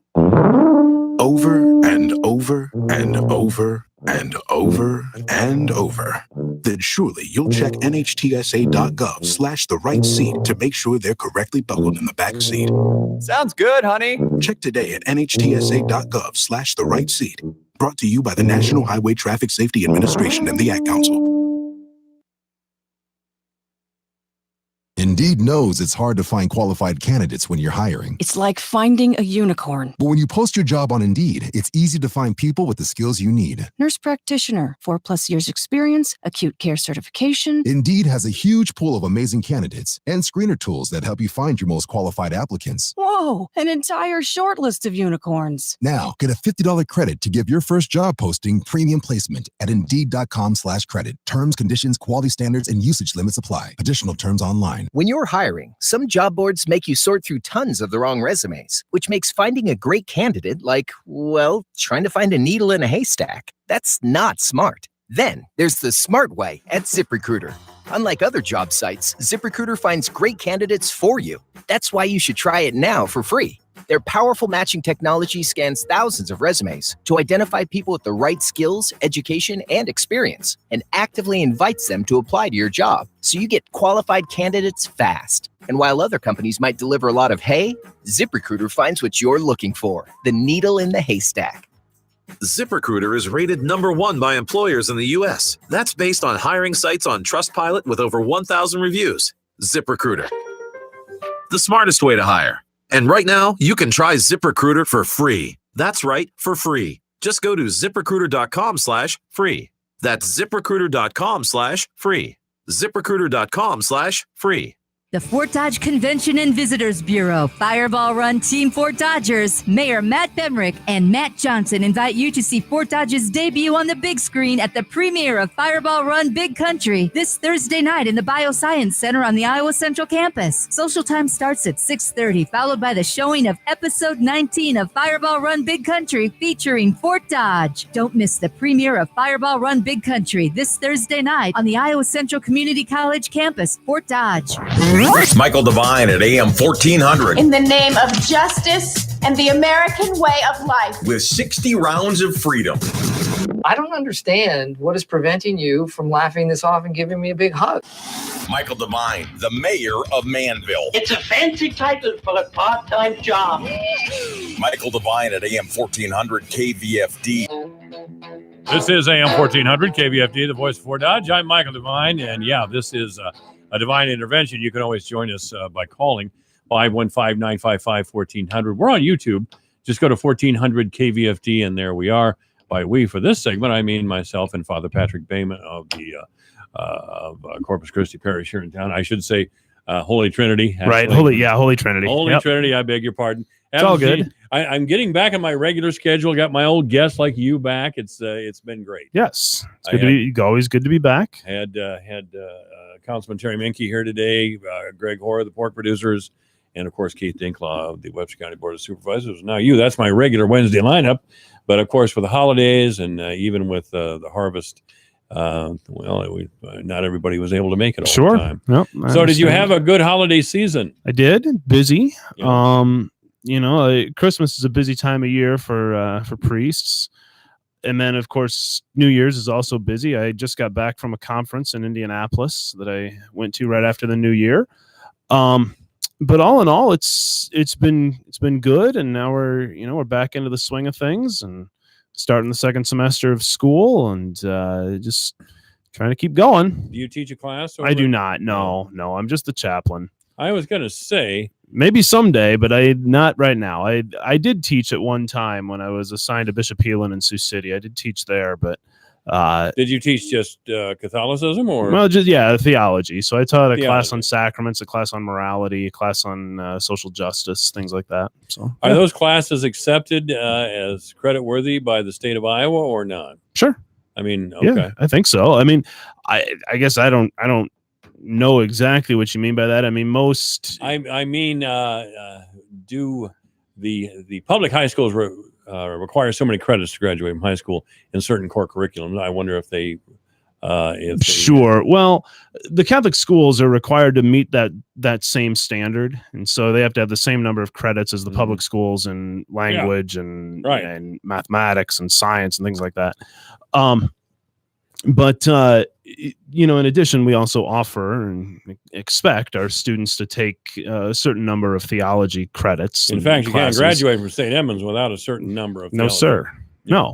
No. Or any of the Catholic schools of the diocese. And so, we teach those, and we expect students to take them. They are accredited, obviously, but I don't think it would figure into anything that the state of Iowa would mandate, just because I don't they think don't have the state any... of Iowa would mandate them. I'm just Right. wondering if they accepted them as enough credits to graduate from high school. Well, I would say probably not. I mean, I think if you tried to push that and say, hey, okay, well, we substituted out 6 credits of mathematics for 6 credits of theology, I don't think they would go for that.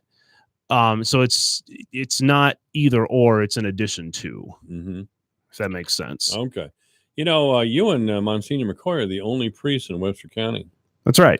I mean, there's a couple that are retired Yeah, that live here, sure, but and they say mass every now and then. yeah, they help us out. I mean, I had, when I went to this conference over the weekend, one of the retired priests helped me out and covered for me in the parish, so that was good. Why the convents are closed now? When I was a kid, of course, and some are, yeah, but Right. most of them are closed. Most of them are closed. Well, we can get into that, but we'll get into that. I've got a little bit of maybe conflicting information. Let's say that. my mom. But go right ahead. Go right ahead. I asked my mom once. Of course, my mom is still a devout Catholic. Yeah. And I said, well, all the convents seem to be closed here, and she said, yes, the '60s people got them. She said. I agree with your mother. Yeah. Well, that's true. But I understand why mom is saying that, and I understand the culture changed dramatically. But the Catholic Church began to see nuns in a different way after Vatican II, didn't they? I would actually say no. I would say no. I think what happened, and maybe what you're referring to, is that there was a misunderstanding or a misreading of what was actually talked about at the Second Vatican Council. So there were a number of things written at the Second Vatican Council on the religious life, on the role of the religious life in the church and how we should view it.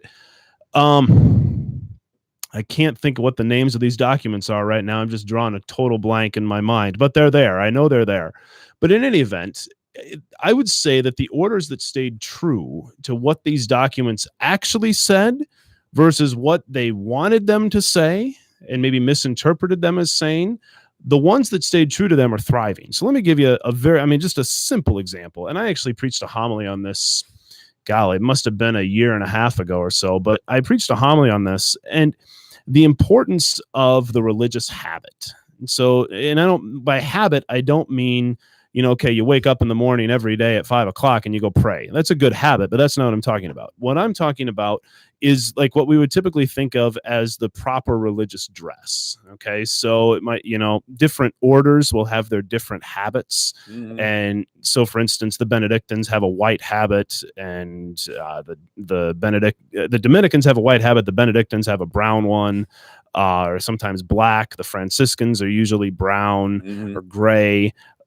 Things like that, and it identifies the person as a religious, as a man or a woman consecrated to service to Jesus Christ and to the church. In my case, it's my Roman collar, my cleric. Sometimes I'll wear the thing that looks like a dress. It's called a cassock. I don't wear that all that often, but sometimes I do.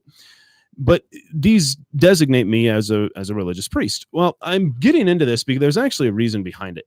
The orders that kept these are thriving. And just as a couple of examples, so for instance, this conference that I just went to, there were so many men and women religious there. It was unbelievable how many different orders and different numbers of people that were there, basically appealing to college students. Hey, come check us out. Look at what we're doing. The one thing that they all had in common is that they all wore their habit. And I guess that was one of many things. The second thing that they had in common is that they have many young people entering these orders. So, for instance, the Dominican Sisters of Mary, the Mother of the Eucharist in Ann Arbor, Michigan.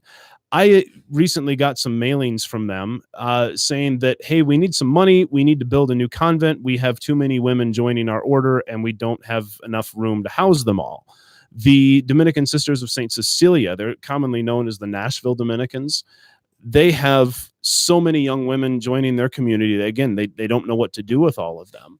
There are a lot of orders and groups like this that are out there in the church. And so they're there. It's just a matter of knowing where they're at and looking at what ties them together. And so in the course of this homily that I preached, like I said, 1.5 years ago, I identified 5 things that tie them together. And I would reiterate them here. Let me see if I can remember them off the top of my head. One is their habit. They're, staying true to their calling as religious.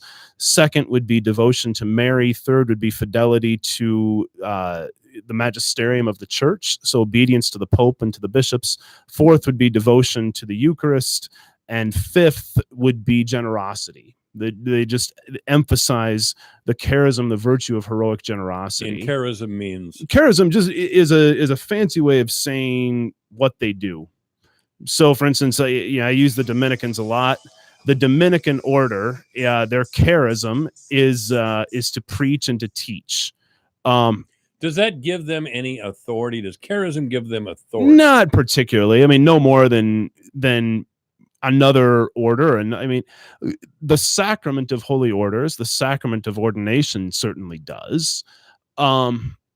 But no, I mean, it's just the Dominicans call themselves the order of preachers. And so their charism is to preach. The Jesuits teach and run universities. The Benedictines, their motto is prayer and work, and stability. And so the Benedictine communities take, in addition to the vows of poverty, chastity, and obedience, they take a vow of stability, meaning that they will stay in the same monastery and community for the rest of their life, with rare exceptions to that. The Franciscans, do they still do that? Do they still have cloistered nuns? Oh, sure. Oh, absolutely. You bet. The Franciscans, their charism is kind of service to the poor. Helping of the poor in various different ways. And obviously these overlap. So it's not like the Dominicans don't help the poor, and it's not like the Franciscans don't teach. They do. But in general, there's a specific charism that each community or each order would have.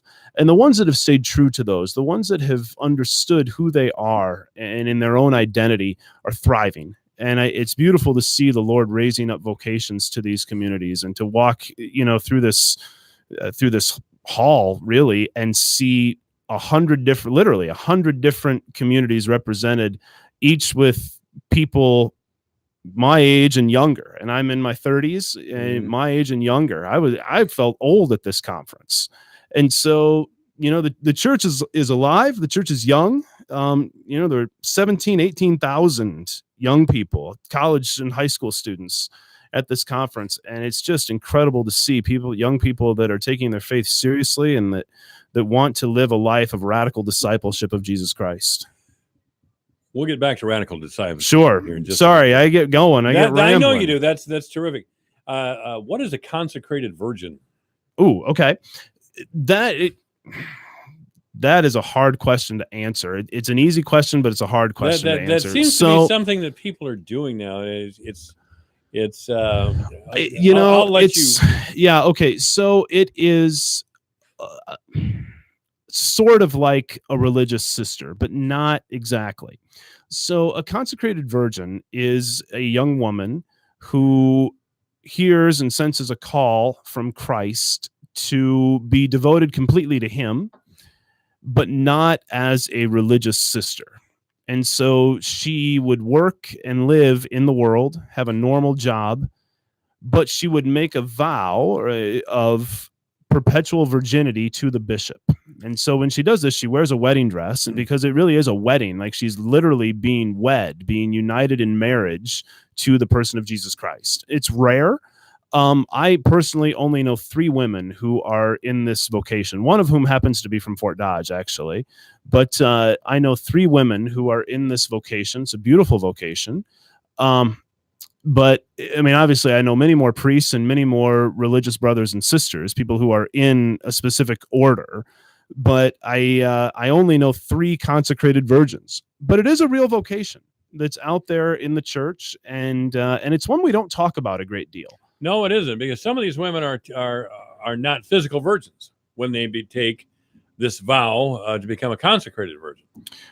That I do not know. I was under the impression from speaking with one of these women that they are actually. They are physical virgins. That yes, it is. a requirement of the vocation that they actually. Oh, really? Yeah, and I mean, I don't think anybody checks. I think it's just a matter of you're on your honor on that. But my understanding, again, I could be way wrong. My understanding. Well, I'm not 100% positive either. Right. No. My understanding of it is that women who embrace this vocation are, in fact, virgins. And they have committed to stay that way. Yes. Okay. Yes. All right. But without joining a religious order necessarily. Or as a consecrated virgin. Correct. No, that's correct. They do not join a religious order. That by definition, a consecrated virgin does not join a community like, I always use the big three because they're the ones people know: the Benedictines, the Dominicans, the Franciscans. The big three. Yeah. I mean, they're like literally there are hundreds of orders. In fact, I was at this conference and the priest that I was sharing a hotel room with, he was a priest from the Companions of the Cross. It's a religious community, a young religious community. I think they've only been around about 33 years. They're relatively new. And he was there trying to recruit young men to join them. And what do you belong to a special order? I suppose I do not. No, because every priest needs to be incarnated somewhere. So the technical word is incarnated. And so a priest is either incarnated in his religious order. So again, the Benedictines, the Franciscans, the Dominicans, the Cistercians, the Carthusians, the Companions of the Cross, something like that. They're the Jesuits. They're incarnated into that order, or they are incarnated into a diocese. And so in my case, I am incarnated in the Diocese of Sioux City. Okay. And so I made a promise of obedience not to my abbot or to my superior, to my religious superior, but I made a promise of obedience to my bishop and to his successors. And so I made a promise to obey Bishop Nicholas in all things. And so Bishop Nicholas, if he calls me up today and says, Father Patrick, one of our priests tragically died in a car accident yesterday. You need to go and become the new pastor of, pick a town in Northwest Iowa, wherever. Well, then I would have to go, because that's what I promised. That's my promise of obedience. And that's just the way it goes. Well, I hope that doesn't happen anytime soon. We shall see. I don't know. I hope not either. How long have you been here now? 2.5 years. 2.5 years. 2.5 years. I hope not either, but that is up to the bishop and entirely up to the bishop. Right. And of course, he does have a group of priests that advise him. So he has priests that sit on what we call the priest personnel board, and they're responsible for making all those decisions about, okay, where do we assign this man? Where would his gifts best be utilized in service of the church? Where would he thrive? So what's going to be the healthiest situation for this man?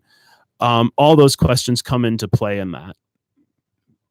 Why is there such a priest shortage, do you imagine? Well, I think that, if you just kind of went into a rather long thing about I did. I'm sorry. No, I'm glad that you did. I'm not criticizing, but what I am saying is you spoke at a little bit of a length about thriving communities, religious communities, but we don't seem to see it in the priesthood, at least here in this part of the world. Right.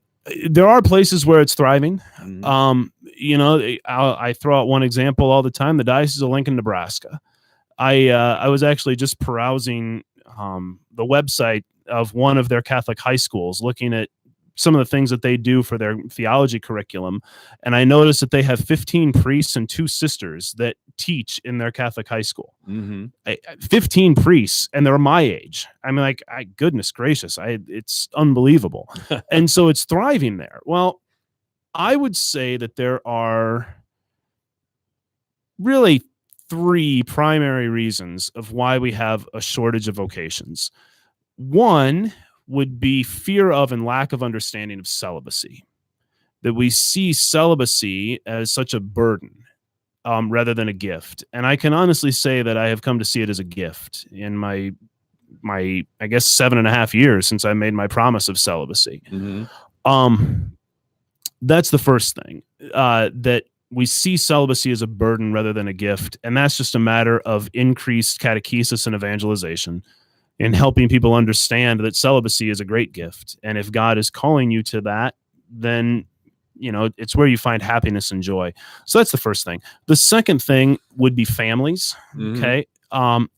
Priests don't just fall out of the air. They come from families and they come from faithful families. Sure. And so if mom and dad practice the faith and encourage their sons and daughters to pray about and consider their vocation, and not just, what field is going to make you the most money, or what field is going to make you the most successful, or, I want grandkids, whatever it is. If parents encourage their kids to pursue these vocations, vocations will thrive. So the first one, fear of and lack of understanding of celibacy. Second of all, we got to have faithful families. Third of all, we have to have devotion to the Eucharist. And so, as Catholics, we believe that the Eucharist is the body and blood of Jesus Christ. It's not symbolic. It's not something that reminds us of Jesus. It really is him. And in those places where Eucharistic adoration is promoted and where it thrives, vocations flourish. So again, the Diocese of Lincoln, Nebraska, I think they have 11 chapels in their diocese where the Eucharist is being adored 24/7. The same thing in the Diocese of Wichita, Kansas, which also has more priests and seminarians than they know what to do with. Well, why is that? Well, because they're promoting adoration of the Eucharist. And where Jesus is honored and praised and worshiped, he grants equal blessings. And so I think it's proportional.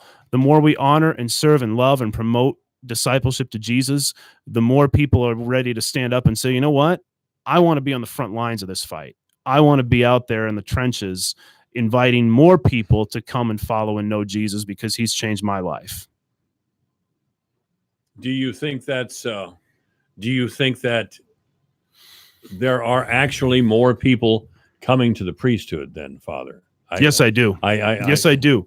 I think we have seen numbers dip, but I think they are coming back. And I think that's a wonderful thing. And I really, truly believe that God is raising up a new springtime of vocations in the church. And again, I mentioned the Diocese of Wichita and Lincoln. You look at some of these orders that I mentioned, there's a lot that I didn't mention that are thriving, that just have more young men and women than they know what to do with. And interestingly enough, they're the ones that we would look at and say, oh man, you guys are pretty intense. They're the ones that get up at 5 a.m. every day to pray. And they're the ones that, have a common life of community and that, like I said, wear their habits and are engaged in that ministry. That's what people are attracted to. That's what young people want today. I'm sorry we're out of time, but keep this in mind. The next time you come back, you said a lot of people misunderstand the commitment or the gift of celibacy. Sure. I'd like to follow up on that. Let's talk about it. I think that's a great conversation. Father Patrick Boehm has been our guest. Thank you, sir. 5 o'clock in the afternoon, you're listening to KVFD in Fort Dodge, Iowa.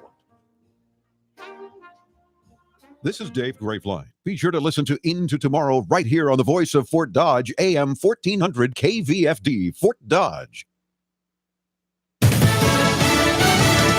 progress in D.C. I'm Rich Dennison, Fox News. There's still no end in sight to the 19-day-old partial government shutdown as the president's demands for border wall funding remain the key roadblock in negotiations. Senate Minority Leader Chuck Schumer says talks with the president at the White House today ended abruptly. Well, unfortunately, the president just got up and walked out. He asked Speaker Pelosi, will you agree to my wall? Keep this in mind the next time you come back.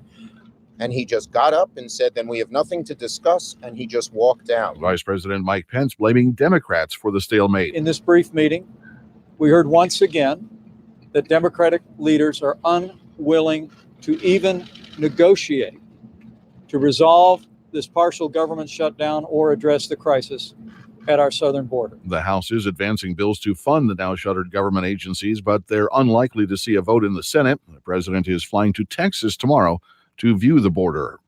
Deputy Attorney General Rod Rosenstein is leaving his post in a few weeks. White House Press Secretary Sarah Sanders says the second in command at the Justice Department is not being forced out. I know the Deputy Attorney General has always planned to roughly stay around 2 years. I know he has a great deal of respect for the new nominee for Attorney General, Mr. Barr. Rosenstein appointed Special Counsel Robert Mueller to investigate Russian election interference and possible ties to the Trump presidential campaign.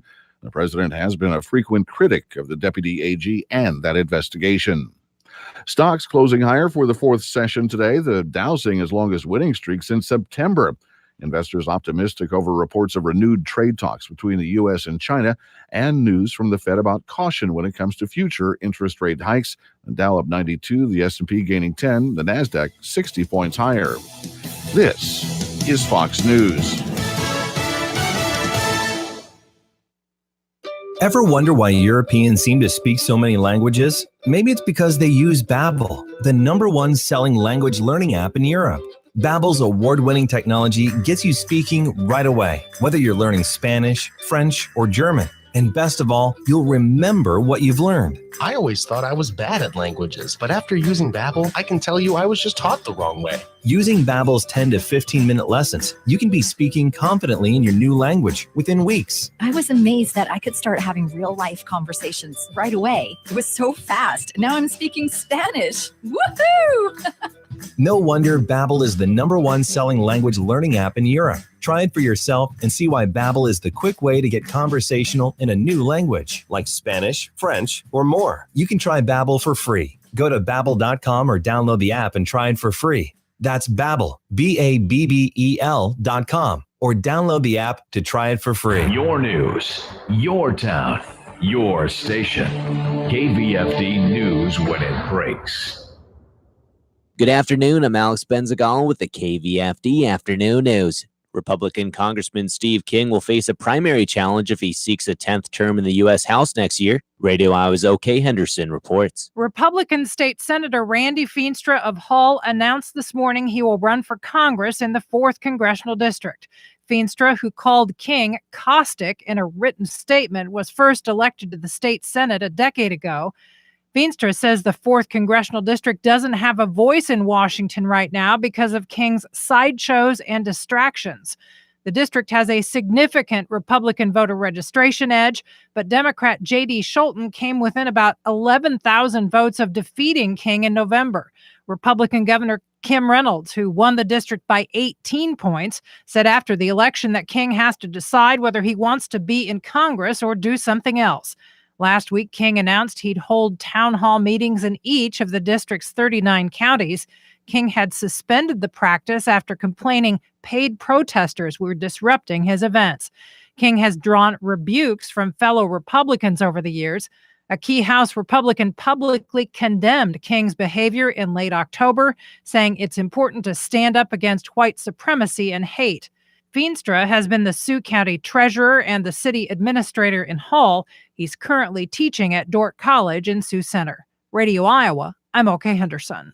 An Iowa man faces felony charges after officials say he drunkenly fired a rifle from the front deck of a camper, hoping to bag a deer, but instead shot a woman in her home. The local sheriff's office says a 73-year-old woman was cleaning her stove when she heard a loud noise and felt pain in the back of her head. When she saw she was heavily bleeding, she drove herself to a hospital. Doctors later removed a bullet from the back of her head. Deputies believe 34-year-old Lee Joseph Riles was the shooter. He's charged with being a felon in possession of a firearm and reckless use of a firearm. Court records don't list an attorney who could comment on Riles' behalf.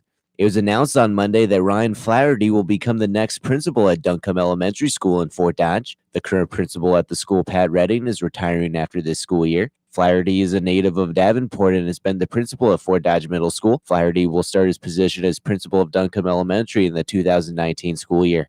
In local sports, Fort Dodge boys basketball defeated Des Moines Roosevelt 63-50 last night behind a career-high 24 points from junior Tyson Kershaw. To Jordan Jackson, bounce pass left corner, Kershaw shot fakes, nice into the lane, floater, and it scores. Everything Tyson Kershaw touches turns into gold. 43-38 Fort Dodge. Senior Jordan Jackson added 19 points and Jace Peterson had 11. Fort Dodge is now won 2 straight games. The Dodgers girls fell 61-35 to Roosevelt. Freshman Jalen Adams led the Dodgers with 9 points. This has been Alex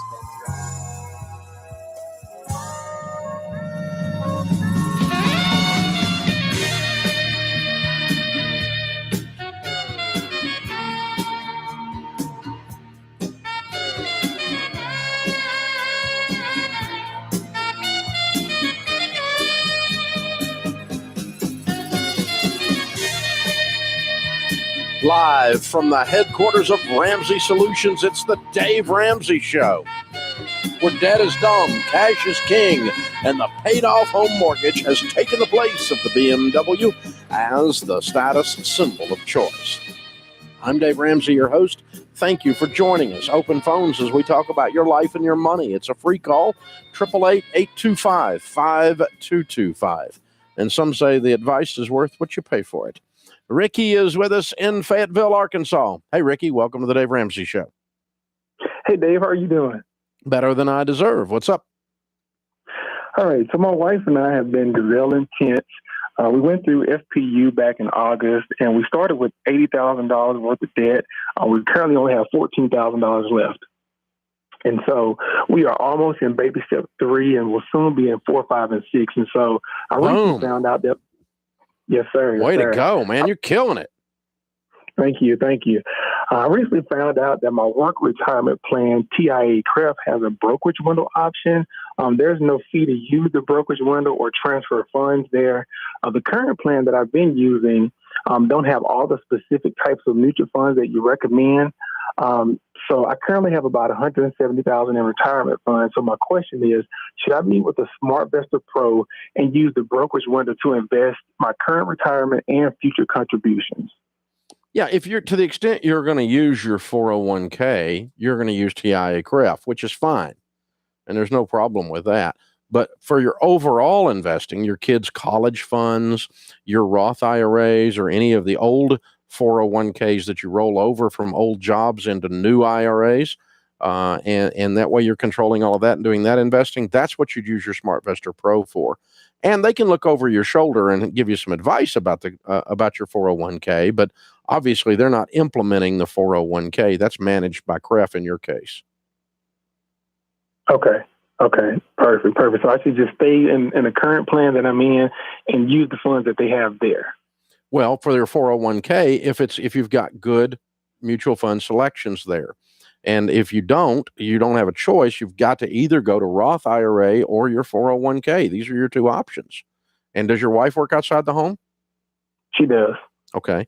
And so what does she make? She makes $95,000. What do you make? I make $70,000. Very good. Okay.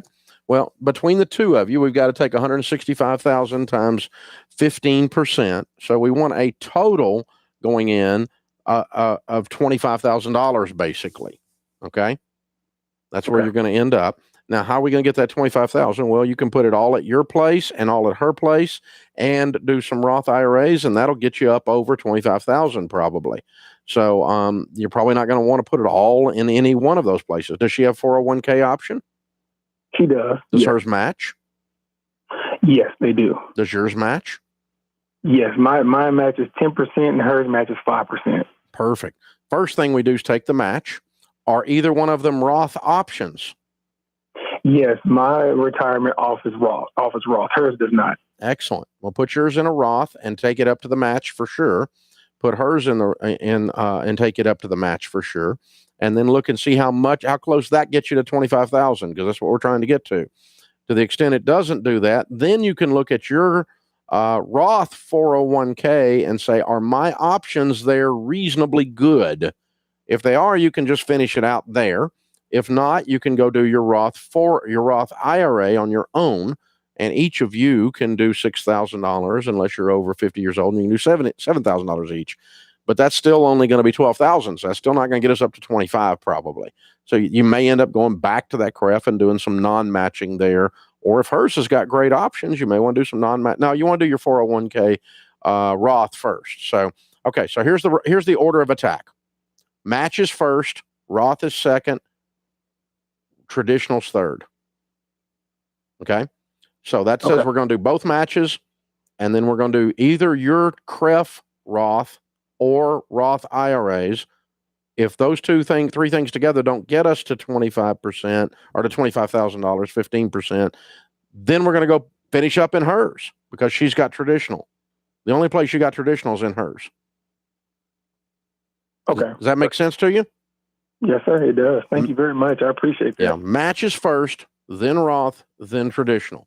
And you'd use CREF only for the non-matching portion, only to the extent it's got great mutual funds, and CREF has some good funds. Generally speaking, a 401k run by them is generally a pretty good 401k. So you may find good funds in there, and you may not need to do as much in your, your Roth IRAs, your individual Roth IRAs. But you also have kids' college and other stuff. So yeah, you'd be meeting with a SmartVestor Pro and help you coordinate every bit of what we just talked about. And that's what they do. So perfect question, man. Thanks for the call. Whitney is in Salt Lake City. Hi, Whitney. Welcome to the Dave Ramsey Show. Hi. Hey, what's up? So I just have a question. So my husband is going to be starting a doctorate program here in the fall, and we've got about $10,000 saved up, so not very much. And so we're looking at doing some loans. We have a baby, and so I don't really want to take all of our money and just put it into school and live with no savings. But also, I'm wondering if there's anything we can do with that money while we kind of have it in savings, but still be like making more money with it. Is there, would you recommend putting it into some kind of account? Would you recommend just holding on to it and just having a safety net? Yeah. Okay. Well, Whitney, you're new to our program, obviously. What we teach folks is to avoid debt, period. Yeah. And what we teach folks is to work through a process of getting out of debt and building up your savings to put together a financial plan towards becoming wealthy. What's your husband studying for his PhD? Chiropractic. So it's like similar to medical school, not quite as expensive, but we're looking at like $200,000 to $300,000. Okay. Well, you're going to do what you're going to do. I can tell you that I have counseled in 30 years a lot of chiropractors that really wished that they were not $200,000 in debt because they don't make anywhere near what a medical doctor makes on average. And they take on about the same amount of debt when you're doing that. And so I don't think a chiropractic degree is worth $200,000 in the marketplace, because a lot of them make $50,000 or $60,000 a year for the first 5 years they're out building their practice. And that's not the case with an MD. And I can't tell you to go $200,000 in debt to do that. As a matter of fact, I think that's stupid. So I wouldn't tell you to do that. I would find another way to get at becoming a chiropractor. I'm not saying no one should be a chiropractor. I'm saying it's not worth $200,000 to be one, because by not worth it, I mean it doesn't pay enough. Because there's a few of them make 150, but it's a handful. The number that make over 200 is just none almost, and versus MDs. And you're going almost as much in debt as you are for an MD. And so I just can't recommend that. I just made a whole bunch of enemies, and it's just one of my gifts. That's okay. This is the Dave Ramsey Show.